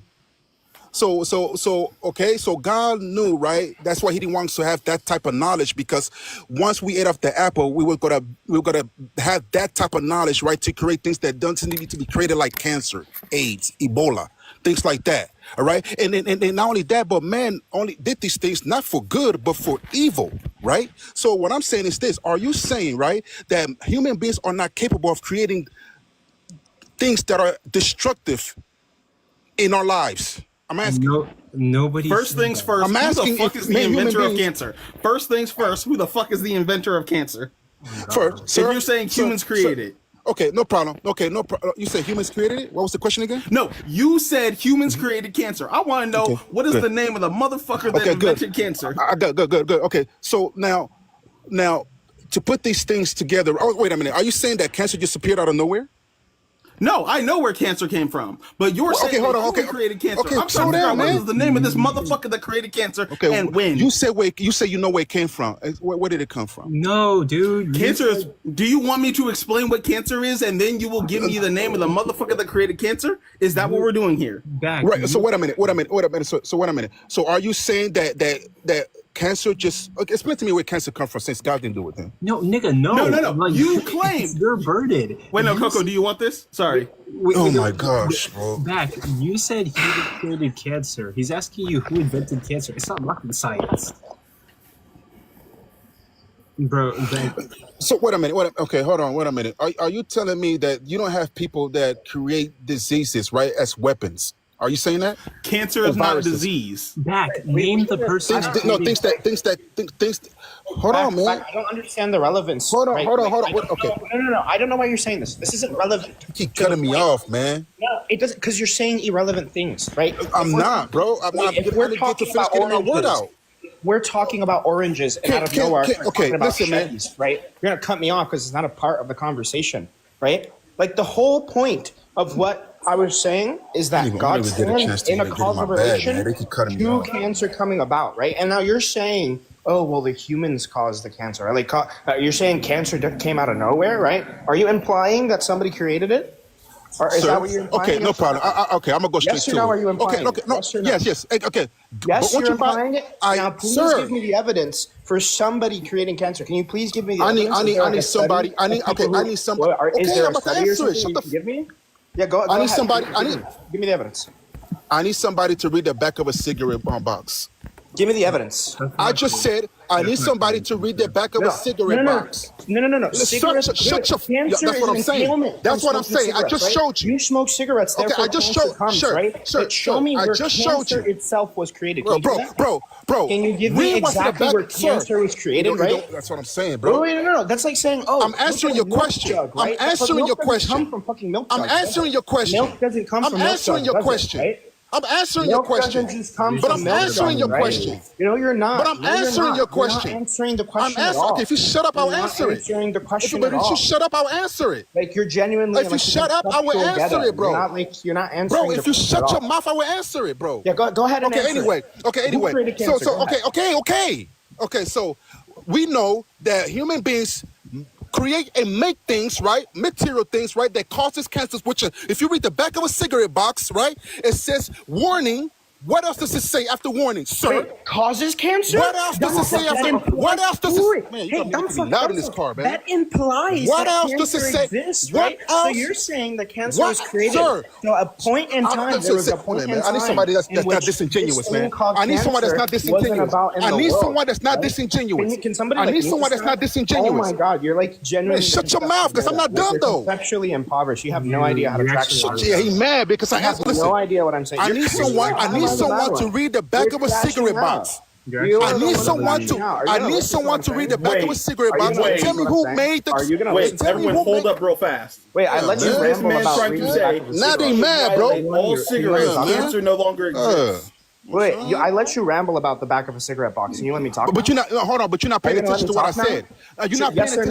I need you to. I need you to. Wait, no, sir. No, sir. I need everyone to stop real fast. Yes or no, you're gonna let me talk. Yeah, man. You done. You done. Real fast. You done, man. Wait. I need everyone to calm down real fast. Is this man saying cancer's not man-made? It is man-made. Wait. I need you to understand. Are you saying if everyone stopped smoking today, cancer would no longer exist? Sir. No, it will still exist. You know why? Yes or no question. Yes, it will still exist. You know why? So that means no. Do you want to know why? Cancer. Do you want to know why? Like genuinely fucking are. You literally just disproved yourself. No, sir. It will still exist. Do you know why? Do you know what? You don't want to know. Do you want to know why? Yes, because I know what cancer is. Like you have like singular digits as IQ. Do you want to know why? Do you want to know why? I think your existence is probably evidence against theism. He asked me a question. He asked you mad because I answered your question. Now, I'm talking to what's his name? What's his name? Analysis, nobody, like an all-loving God wouldn't create somebody. Whatever, man. I answered your question, so it's man-made, and I'm going to ask you if you take away cigarettes. If you take away, wasn't man-made. Sir, I'm addressing you. I said if everyone stopped smoking cigarettes, that would make cancer go away. You said no. What, sir? If everyone stopped smoking cigarettes, it still be cancer. Do you want to know why? Wait, what about like? Do you want to know why? You never. What about the? So that means that cigarettes are not cancer. He keeps saying is the invention that causes he keeps saying that's my stance, but he doesn't want to know why I said it. What about people who had cancer before cigarettes were invented? Okay, good. Now we're getting somewhere. You we're getting somewhere. This is something. Okay, let me answer. Shut up, dude. Shut up, man. Go ahead and answer. Bro, y'all are easy, man. Y'all atheists are goofies. Anyway, listen. If you take away all the cigarettes in the world, and he asked me, will cancer still exist? I said yes. And I said, do you want to know why? This is why cancer will still exist, right? Because cars, right? You drive your car. Why do you think they're going to electrical vehicles? Did you hear my question? I'm asking you. No, hold on. Did you hear my question? Sir, I'm asking you. Did you hear my question, yes or no? Sir, I'm done, man. I'm out of here, man. Did you hear my question? Y'all are cowards. Wait, you're gonna run? Easy to debate. Did you hear my question? Y'all just hate God. Y'all don't know how to debate at all. Also cars that made cancer. I'm done, man. I just showed y'all this man-made. I showed y'all this man-made. I showed y'all this man-made. You didn't show shit. Yeah, man. So these vehicles that we're driving today is the reason they want to go to electrical vehicles. The reason they want to go. Dude, I'm answering the question. I'm asking this coward right here the question, man. I'm answering this question. Let's see CeeLo Green. Man, ain't gonna ask me a stupid question. Well, if you take away cigarettes, of course, still cancer gonna still exist because literally, the people that construction worker that build these buildings, they tell you that these materials can cause cancer. When you drive your car, the pollution it can cause cancer. Everything that we do causes cancer because of the chemicals that we use to make this material things. CeeLo Green, go sing a song. Yeah, man. Yeah. That's why there were no such thing as cancers. About 4,000 years ago, there were no cancer. And what is your proof of that? That's my proof of that, right? You like. I like how you like proof. I like that. Dollar Tree. I like that. CeeLo Green. Oh God. Show me where the single cell organism come from, since you like proof. Yo. So you just pivoted? No, I'm not pivoting. Yes, I'm not pivoting. I asked you the direct okay, I'll tell you. question. I'm gonna tell you. How do you know there was I'm no gonna go back. cancer I'm gonna go back to 4,000 years ago? I'm gonna go back to the 4,000 years ago. The reason I know 4,000 years ago there was no cancer, right? Is because people used to live to how long? You're a fucking idiot. There was cancer. I'm asking you. No, hold on. I'm asking you. I don't give a fuck. There was cancer in dinosaurs. I don't give a fuck either, bro. You mad? You mad because I debunked it. Man, this your world is garbage. You literally can't defend it. Your world is garbage. You are room. You're room. Man. You damn atheists are stupid, bro. There was literally dinosaurs that had cancer, you dumb R-word. Yeah, man. Yeah. You dumb religion. Stupid. Yeah. There were dinosaurs. There were dinosaurs. Wait. There were literal dinosaurs. We have to check something. Coco, Coco. Before we go on this, we have to check something. Wait, Coco. We have to check. Back. Wait, Coco. We have to check. Back. Do you believe the dinosaurs existed? Wait, hold on. Wait, man. I gotta close the store real quick, man. He gotta close up my store. Do you believe the dinosaurs existed? You're he killing literally him, bro. believes the Earth was flat. Yeah. Like he doesn't. Yeah. I see what Do you really? Do you really? Yeah. Do you really think he believes in dinosaurs? Yeah, that's what Do I'm you talking think he's about. gonna believe in dinosaurs? I need y'all to wait till. Hey, y'all need to put me on that competition, man, because I think that Competition for how no. retarded the whole no. thing. There's no way. There's no way, bro. I'm sorry. There's no way. So, PRK, do you agree with Back that... Wait, hold on. I never actually got the answer of do you believe dinosaurs exist. You're asking me or Back? No, I was going to ask PRK if he also believes dinosaurs didn't exist, but I'm now realizing I never got the answer from Back of if he believes dinosaurs existed or not. Got you. So, were Back, giant first chickens. thing I need to get the answer from Back first. Back, do you He believe doesn't believe in dinosaurs dinosaurs. existed? There's no way.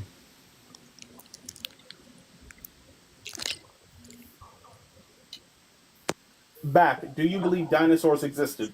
He doesn't. Yes. Okay, so you believe dinosaurs Oh, existed. you don't want to go. You You don't believe want the to go to fossils that. we have. tangent. So you believe the Don't wanna fossils go. we have are from actual dinosaurs. So back in the day when there were no cars, were no cancer, were no humans. Sorry, when there were no cars, no cigarettes, and no humans, dinosaurs still got cancer. So how do you explain the dinosaurs' cancer if there's no cigarettes, cars, or people? Who told you that? And why did you believe it? I study fossil records. I can see the cancer in the bones. You can? Yes. That's interesting. You're the first one that spoke about this. You don't read articles? You don't read scientific articles or journals? Nah, man, that's not. Yeah, that's not true. Nah, Christians don't read. Okay, let me ask you what source. This. Okay. You're literally Okay. I can't even see your name, man, because this thing is in the way. Yeah, take off your shades, Etsy CeeLo Green. I can't see the guy's name. Black The Stallion? rainbow. Anyway. And it's not a rainbow. Scallion, baby. So the sources of where you got that from, who they support the most from peer review? The source is this bone that I study at work that I see the cancer cells on. At work? Yes, okay. at work. Are you? Wait, you're a biologist? No, I'm fuck with him. Yeah, I don't believe it. Yeah, I don't. Yeah, he either has nothing. He has nothing to stand on. Oh my God. Yeah, We should. I got nothing to stand on. We should grab some sources. Yeah. Okay. Got nothing to stand on, man. There's nothing that you could. There's nothing that you could say that you. It's nothing that you could say that proves anything you talking about. You're cooking them like heavy. Yeah, this guy's not even a challenge. He's actually like literally mentally ill or something. Yeah, I know. Likewise. This is a banquet microwave meal. Canadian researchers say they've identified the first confirmed case of advanced cancer in a dinosaur. The evidence comes from a broken fibula, a leg bone that once supported a Centrosaurus, a 2-ton plant-eating dinosaur that lived 76 to 77 million years ago and was discovered in Dinosaur Provincial Park in Alberta in 1989. Researchers always thought the bone was healing from a fracture, but findings published in the medical journal, The Lancet Oncology, revealed the dinosaur suffered from osteosarcoma, the same aggressive cancer that afflicted Terry Fox. Osteosarcoma is what's called a primary malignant bone cancer. What that means, it's a primary bone cancer, meaning that it starts in the bone, and it's a malignant cancer, meaning that it can spread to other parts of the body and have very devastating consequences, including amputation or eventually death in patients. The bone was cast and CT scanned before a thin slice was studied under the microscope. 3-dimensional reconstruction tools were used to visualize the progression of the cancer. It's believed the dinosaur had the tumor for a long time, although it likely did not die of cancer. A similar tumor left untreated in a person would be fatal. Researchers say by establishing the links between humans and diseases of the past, it can pave the way in understanding the evolution of one of the most feared diseases in human history, cancer. Emanuela Campanella, Global News. So, what part of that did you not believe? Oh, so nothing got better. What do you mean nothing got better? It's supposed to be everything that's supposed to be getting better, right? Wait, what are you talking about? By what? No, don't pivot. Don't I'm not pivot. pivoting. I have just shown you a video that says a dinosaur had cancer. And now this dinosaur was alive before humans, cigarettes, and cars. So I once again need you to that's prove not true. That's not true. The dinosaur was alive with humans, cigarettes, or cars. Which one? Oh my god. People. Dinosaurs and people were not alive at the same time. Yeah, they were. Dinosaurs. Where are you getting that from? Are millions. The source. No, I got you a source. Now it's your turn. Yeah. Get a source of dinosaurs and humans living at the same time. Ken Ham, the Answers in Genesis said. Oh my god. Wait, hold up. My source is Ken Ham. Talk about dinosaurs? That's funny. You're laughing at our sources, but I'm laughing at yours as well. Wait, no, grab a source. What part of my source did you not like? Hold on, Black. Like, you listened to the report, and then your conclusion was that it got better. Even though the report said it had osteosarcoma, but did not succumb to the disease. Some other thing, some comorbidity, is what ended its life, but it indeed had osteosarcoma, which is an aggressive, malignant, life-ending cancer. Yeah, so just because it didn't cease its function due to that particular thing, just because it didn't cease its function due to that. Must be so for real. Hi, I have a question if you don't mind. This is a yapper. This is a yapper. Absolutely not. I have a question, I swear. I have a cancer question. Oh yeah, what's the question? So, why some people has a cancer and they are not even exposed to any chemical, any such thing like that? Why do they I have told you it's a yapper. Yeah, it's error theory, dude. This is definitely like... The more complex a system, the more prone it is to output error. Like, this is just normal mathematics. This is No. What is the reason of the cancer when somebody has a cancer? What was the reason? Yeah, again, the more complex a system, the more prone it is to error outcome. We are complex systems, which means we're prone to the emergence of errors within our system. One of those errors is cancer. It's a math problem. Do you know why I ask you that question?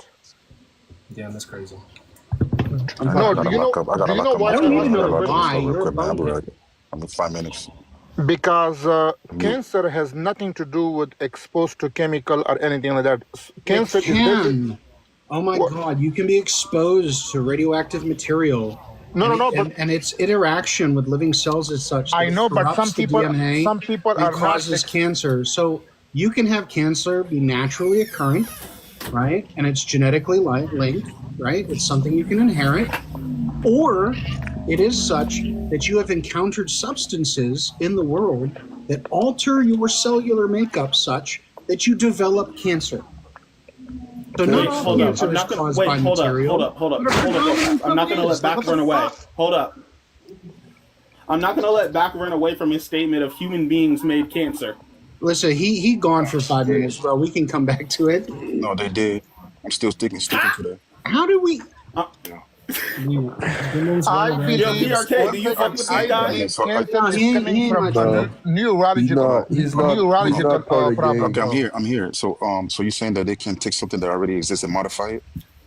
Nigga, you're done. That is a pivot. I'm asking you. You said human beings made cancer. I want to know the name of the motherfucker that made cancer so I can fight his ass in hell. I know, but can it be modified?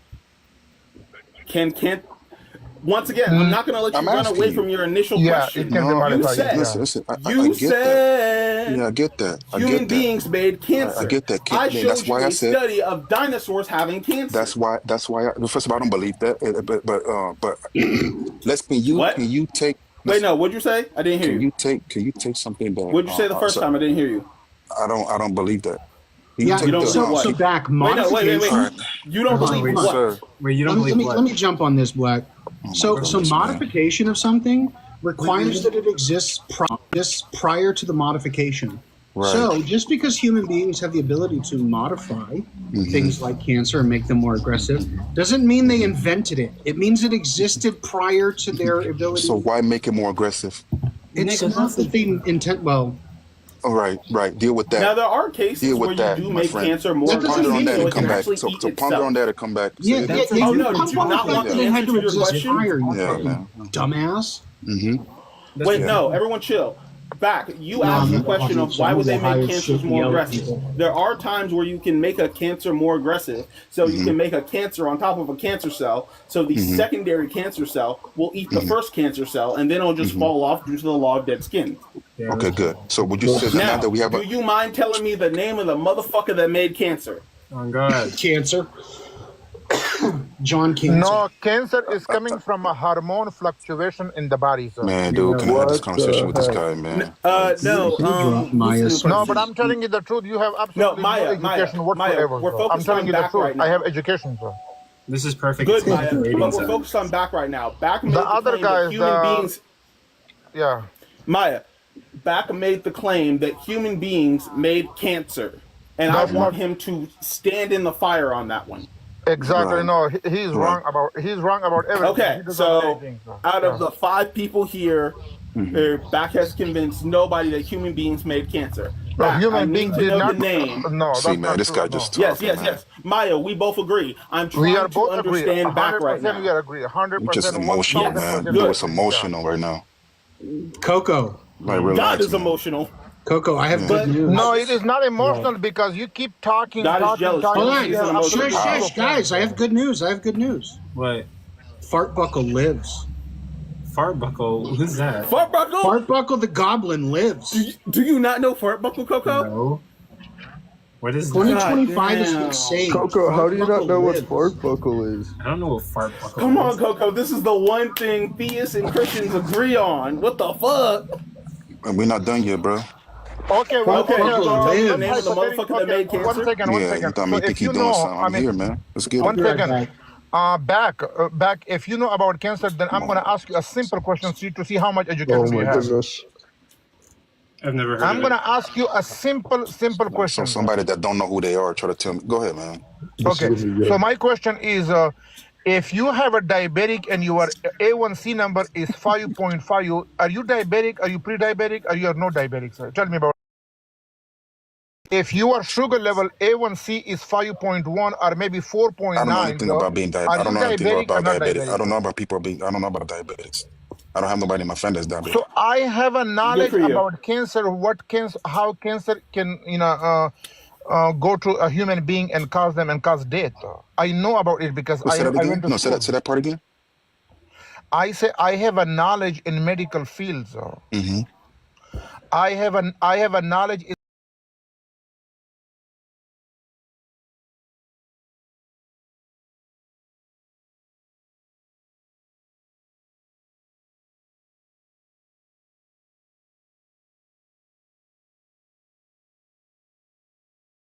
The most common one, in my opinion, in speaking of my knowledge, some people telling me, they say, hey, Maya, remember when they said, don't judge a book by its cover? You are actually one of that persons.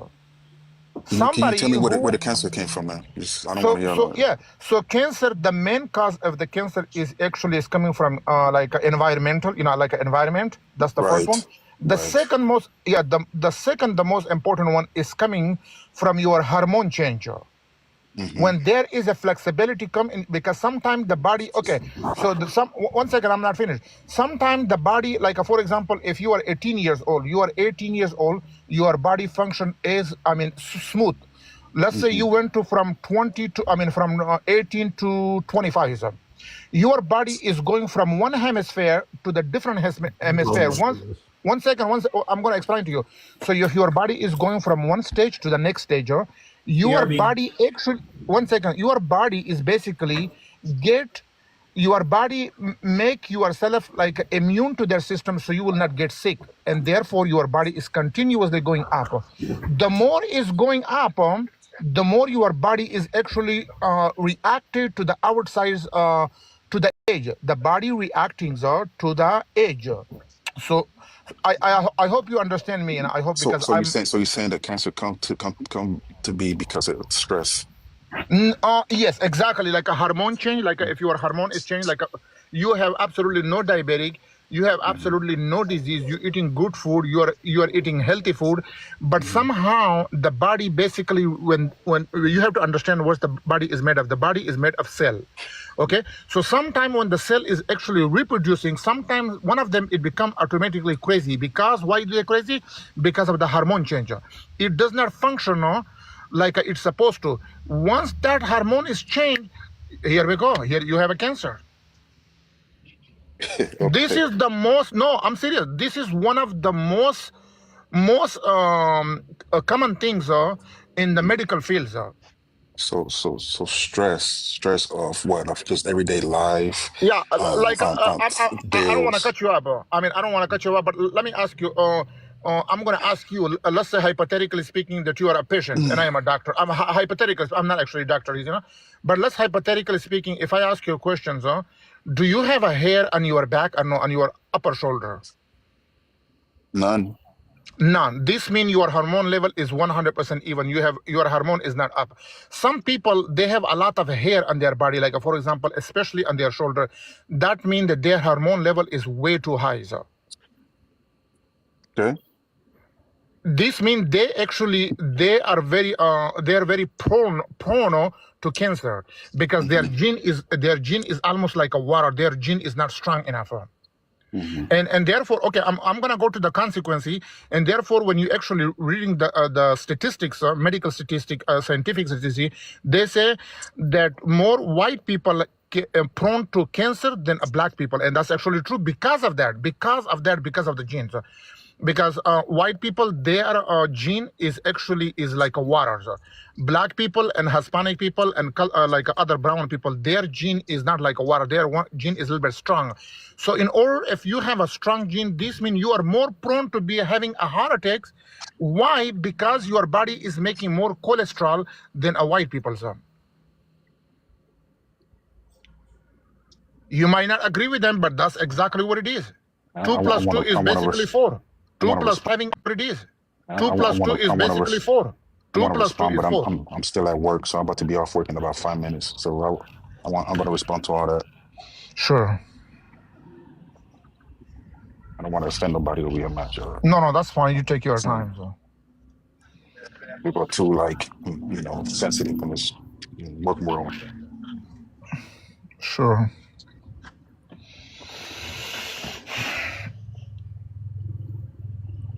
But the point is that it's there, right? So anyway.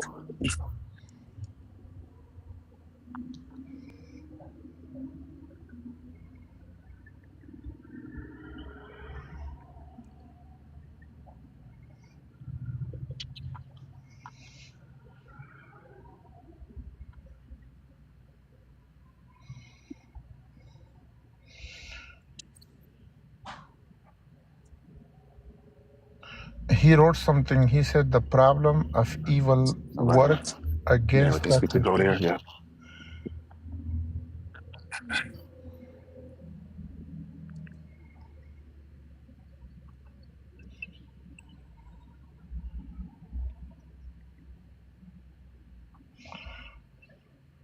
And he says, and you are not sensitive enough. Maya Johnny. Oh my God, Sunny, you came up. It's tomorrow, ain't it? What's today? The 31st? Oh. Where are you from? Where are you from?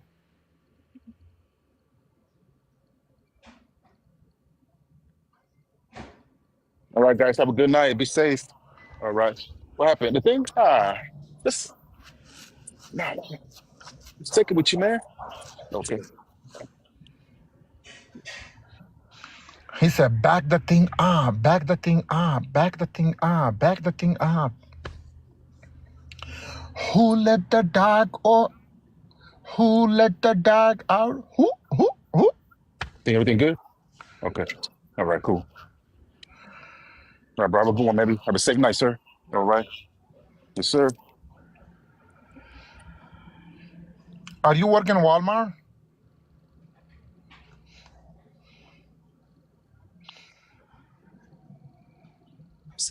Hey, you too, man. Yes, sir. Oh, you work in Walmart. Oh, okay. What do you do in Walmart? Okay, have we all lost our brain cells yet? I guess so. Hey, bro, where are you from? I was born in America, but I'm from Nigeria. Yeah. But where in America do you live? Utah. Oh my God. That's like a different country. Yeah, you could say that. That's like 2 billion miles away from here. So Utah, oh my God, is so far away from here. Is there any mountain? Like, are you living in the mountain? Or are you living in the? I live in the city area. Do you like it over there? Yeah. I don't like any other place in the USA. I only like Florida because they have the beach where you can go to the beach and everything is open and go to the market, you know, like those beautiful markets. Oh, Mateo, request again?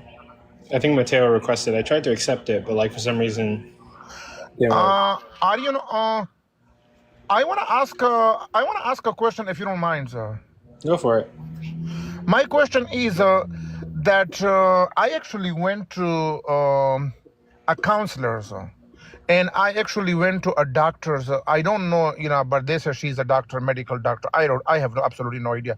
She even gave me medicine too. So I have a problems with claustrophobia. Claustrophobia is like you have a claustrophobia problem that you're scared from a small space, okay? But my situation is different, so my situation is, for example, if I'm talking to you right now, I am actually sitting in my car outside in the open area. But now my brain is telling me that I am inside in a grave, sir, and I'm gonna suffocate it, sir. So what do you think? I mean, what do you think I should do? Because I went to the counselor. She just wasting my time, you know. She was talking about just random stuff, you know. Wait, BlueSky, did what we do ever you get think? the name of the motherfucker that made cancer? No. What is that? Like, did backtrack on saying human beings made cancer, or did he give the name of the motherfucker that made cancer? No, he hasn't given us the name. So, like, did he backtrack or? No, he hasn't backtracked. I don't even know where the conversation is at. Damn. Blackstein, what would you call it when someone's like? Check. Okay. Yeah, my mic went down a little bit. All right. So of course the person that made cancer is not going to come out and say they have made cancer. That don't make any sense. Fucking God. So how do you know he made cancer? That's like the person that created AIDS got to come out and say I did it. There's no way. There's no way. Yeah, but cancer is not a contagious disease, though. This man is saying that cancer comes from stress. That's what he's saying. Yes, yeah, it's coming from stress because that's exactly what I'm telling you. Stress can be a contributing factor. Yeah, but no. But they can't. But 1 second, stress is only maybe maybe 10%. They can't explain it where the cancer come from. They know it's man-made, but they're not going to say anything. So they tell you that it's stress. They tell you that, so you believe it. They tell you that it's stress. So you believe cancer is man-made? Why? Yeah, of course it's man-made because of the material. Why? Because even Maya said the same. Maya said the same thing that the cancer are caused by things that are material that are around you: cars, pollution, cigarettes, things like that. 100%. Yes, that's exactly what I told you from the beginning. It's coming from the most important thing is in cancer is the most important reason. First reason is environment. Environmental mean is like whatever around you. whether it is a fertilizer or maybe the pollution, Maya, or maybe the carbon, whatever you the can go. situation is.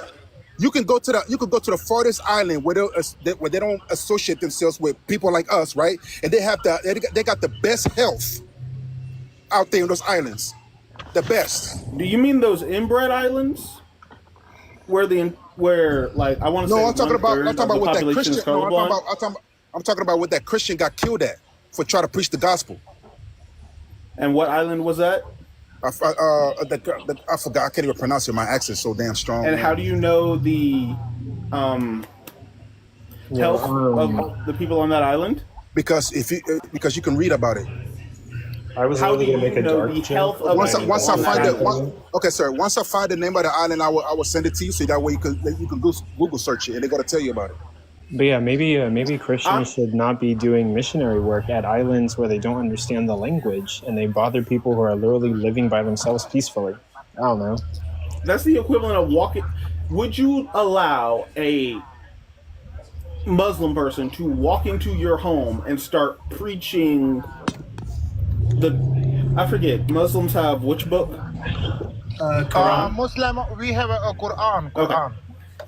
So it's a matter of back. Would you allow a Muslim person to do the equivalent of break into your home and start preaching the Quran at you? I don't think so. Anybody would actually do this. I don't think so. Anybody would actually do this. Nobody would. These people use this man didn't break in. He landed on a. I don't understand he was why on a boat. He was on a boat. Did he get authorization from on a boat. people? He was on a boat and he came off the boat with his hands up in peace, and they killed the man. And they unalived the man. Why would you? I'm sorry. Wait. Why would he sail to an island that they understand that gesture? Belong to him, where they speak a language he doesn't even understand? Why would you put yourself in harm's danger like that? In the harm's danger, Coco. Don't let me get on you. But I'm not talking about that. I'm talking about the people that's in that island that live there. Their health. I'm talking about their health. Oh wait, you're right. In harm's danger. How are you categorizing the health of those people? Well, Maya, don't let him. No, but 1 second. Back. You are actually Maya, wrong. you're And smarter then than you him. said that the cancer is coming from a human being. Is not coming from a human being. No, that's he said the cancer came from humans. I know, but he's wrong. That's exactly what I was telling him, that he's wrong. So. Okay, Maya, let me.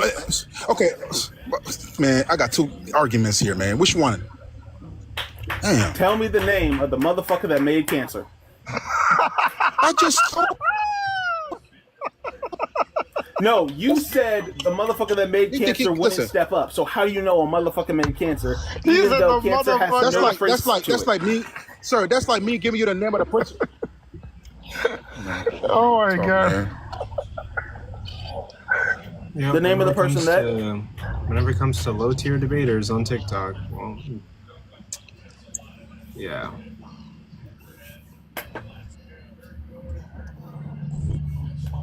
The low tier debaters are both of you guys. Garbage. Okay, so the thing is this, right? You asked me who created cancer, and I just man, you garbage, bro. You garbage, man. Garbage, bro. So that's like asking who came up with fentanyl. Who came up? Nobody's gonna come up. Nobody's gonna incriminate themselves. Nobody's gonna say, "Oh, well, I created the most devastating disease or whatever." Nobody's gonna come out and say that. Like COVID. Where did COVID come from? Oh, tell me. Okay, so you okay? 1 second. 1 second. Came from a motherfucker eating a bat. No. He basically saying. That's what I'm saying. You see that? That's what I'm saying. And he believes it. He believes it's coming from human.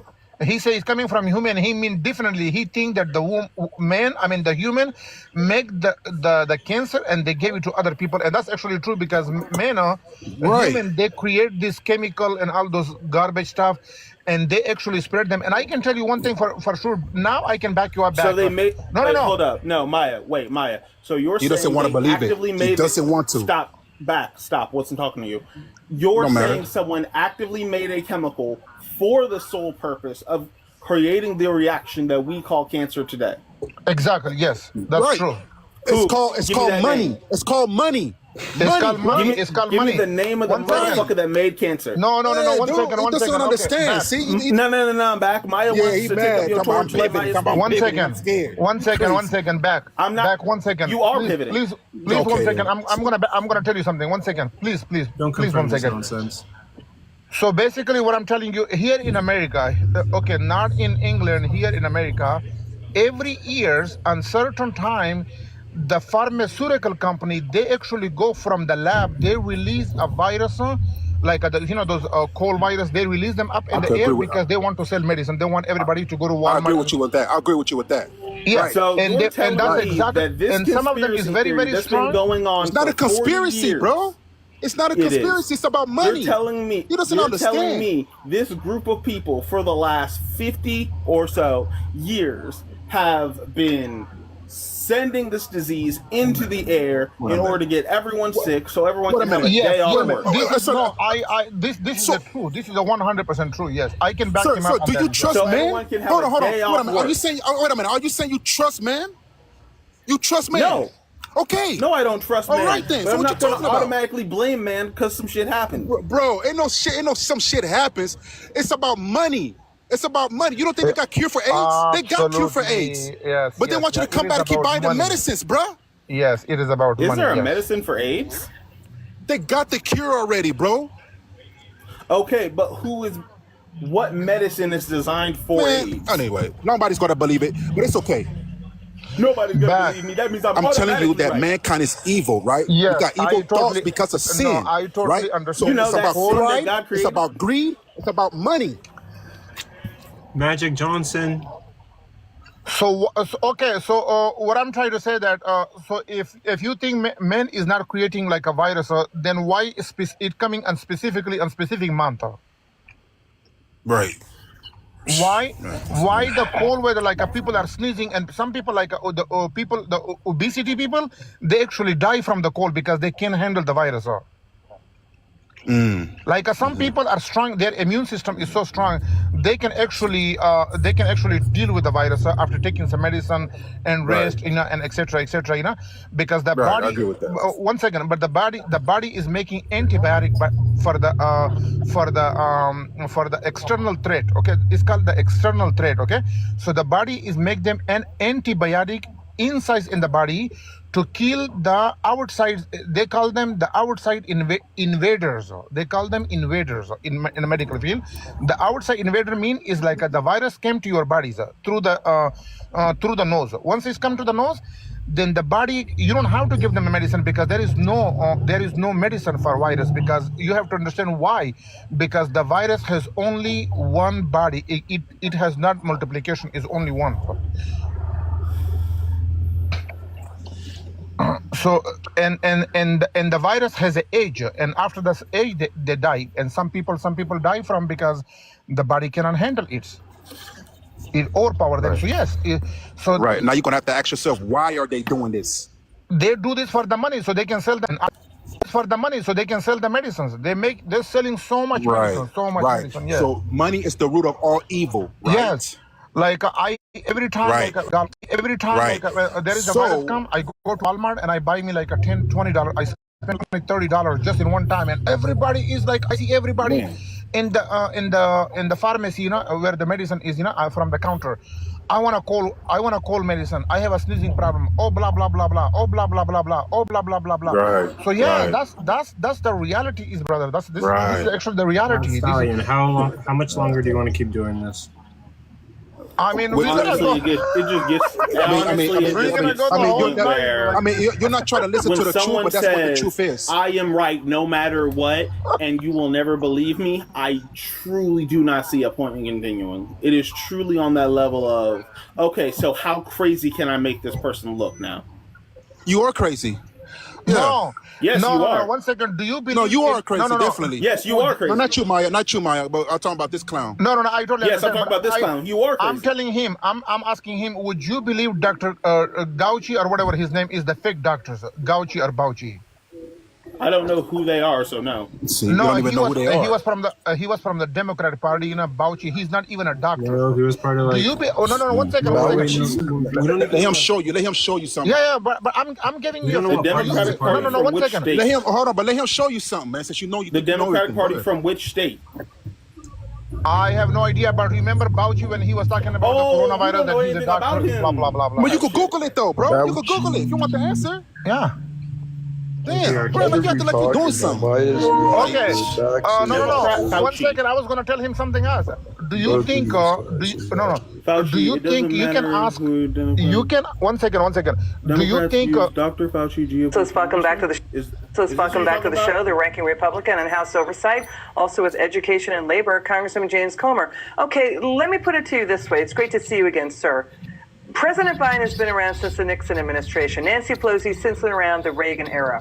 I think Schumer's been around since George H.W. They've been around for generations. Why is the answer always to throw more of our money at it and they don't track it? It just flies out the door. It's ready, fire, then aim. Video for us, Black Stallion? I have no idea. And it's so frustrating. And just think, when we come back this week to Washington, they want to pass more COVID relief, $15 billion more at a time when they've just revealed that at least $8 billion was stolen. So call me a skeptic when Joe Biden announces that his solution to this problem is he's going to create another government bureaucracy within the Department of Justice and hire another person whose sole responsibility is to try stolen, to try to track down waste fraud. They're not concerned about waste fraud and abuse. They're just concerned about Donald Trump and anything that may or may not have happened in the Trump administration. Well, it's just rank politics, right? It's just bare knuckle politics still. And at our expense, here we are at the second anniversary of the pandemic. We're still 4 million jobs short. What's the relevance of this? Can you turn them up because I was going to say something, please? I'm trying to figure out who the fuck Fauci is. Oh, the Fauci man, remember he was in the TV all the time in the administration, in Biden administration, when they were talking about the coronavirus that, Fauci said today, he announced that, there is a medicine for the coronavirus and there is no medicine for the coronavirus. There is a medicine for the coronavirus. I mean, he was so much in the media, like he's the president of the United States. So he become that big. So anyway, so forget about Fauci. Do you know the guy named Dr. Oz, on TV? Remember he used to have his own show and coming on Oprah I'm show, still trying to figure out who Fauci is. Now you're giving me another person to look up. Forget about him. Do you know Dr. Oz? Remember the guy But you told me to look him up specifically. And from what I'm finding, he's a GOP member that was saying something about COVID. From what I'm finding, he's a GOP member. Is Fauci important or is Fauci not important? Yeah, so, okay, what about, do you know Dr. Oz? Do you know Dr. Is Fauci important or is he not? Yes or no? He's not important, sir. Okay, so who do you want me to look up now? Dr. Oz. Dr. Oz, Democrat or Republican? He is, I think he is, he's a Democrat, I think. Yep, I'm ready. I'm just about ready which to state? go.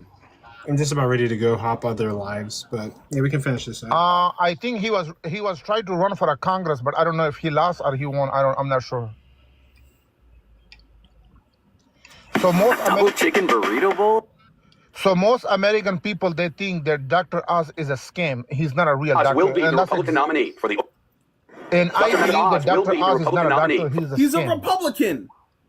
Well, I don't know. Maybe I thought he was a Democrat, but it doesn't matter whether he's a Republican or Democrat.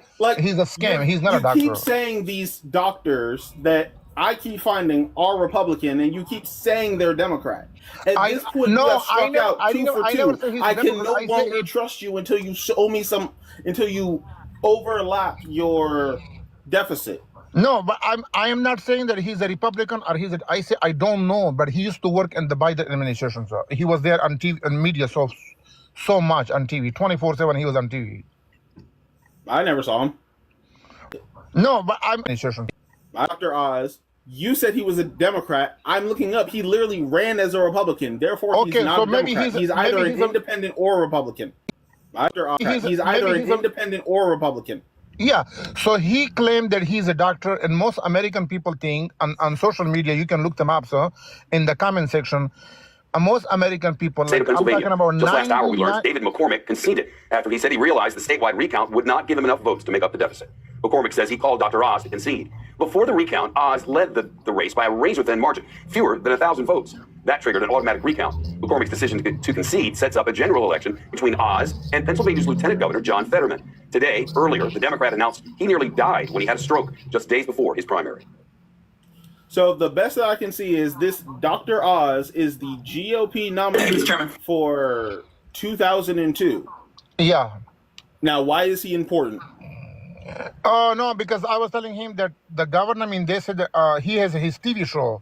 So the governor said that he is a real doctor, but American people tell them that no, he is not a doctor. He's a fake person. The guy has no clue about any government, about any medical term. When he used to have a TV show, he bring a medical doctor, like a professional, a real doctor, just to basically. You have to tell me the point first. Just to what is the point? Tell the people that I'm a medical doctor, bro. You're not a medical doctor. You don't lie, man. But you're not a medical doctor. Stop. What is the point of me learning anything about this Republican? Because the reason, because I was telling you, I want you to get exposed to those people. They bring people for money, on TV show, telling people he's a doctor. So you want me to learn about this person to learn the fact that people are evil? I already knew that. So what's the point in learning about this motherfucker? Well, the guy was telling you about cancer this is all about money, because they produce the cancer and then they're telling you, okay, a cancer just came from nowhere. What are the chemical compounds needed to make cancer? It doesn't matter. I'm not saying it doesn't matter how the cancer has been made. People are I have making cancer.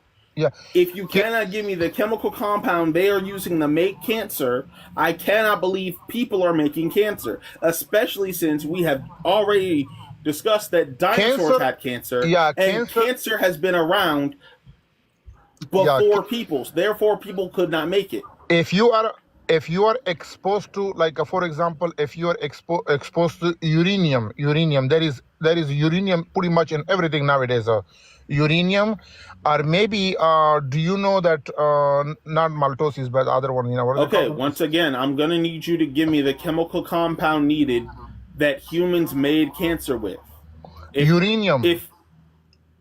So you're saying uranium existed in dinosaurs? In dinosaur times, sorry.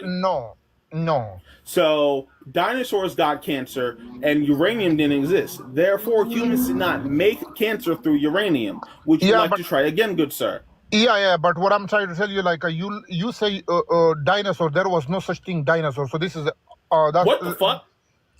No, 1 second. It's my turn. You want me to give you answer, and you have to listen now. I'm telling you that you say that dinosaur has a cancer, and I'm telling you this is the only people hypothesis, is people brain. There was no such thing a dinosaur. So the dinosaur theory is 100% false.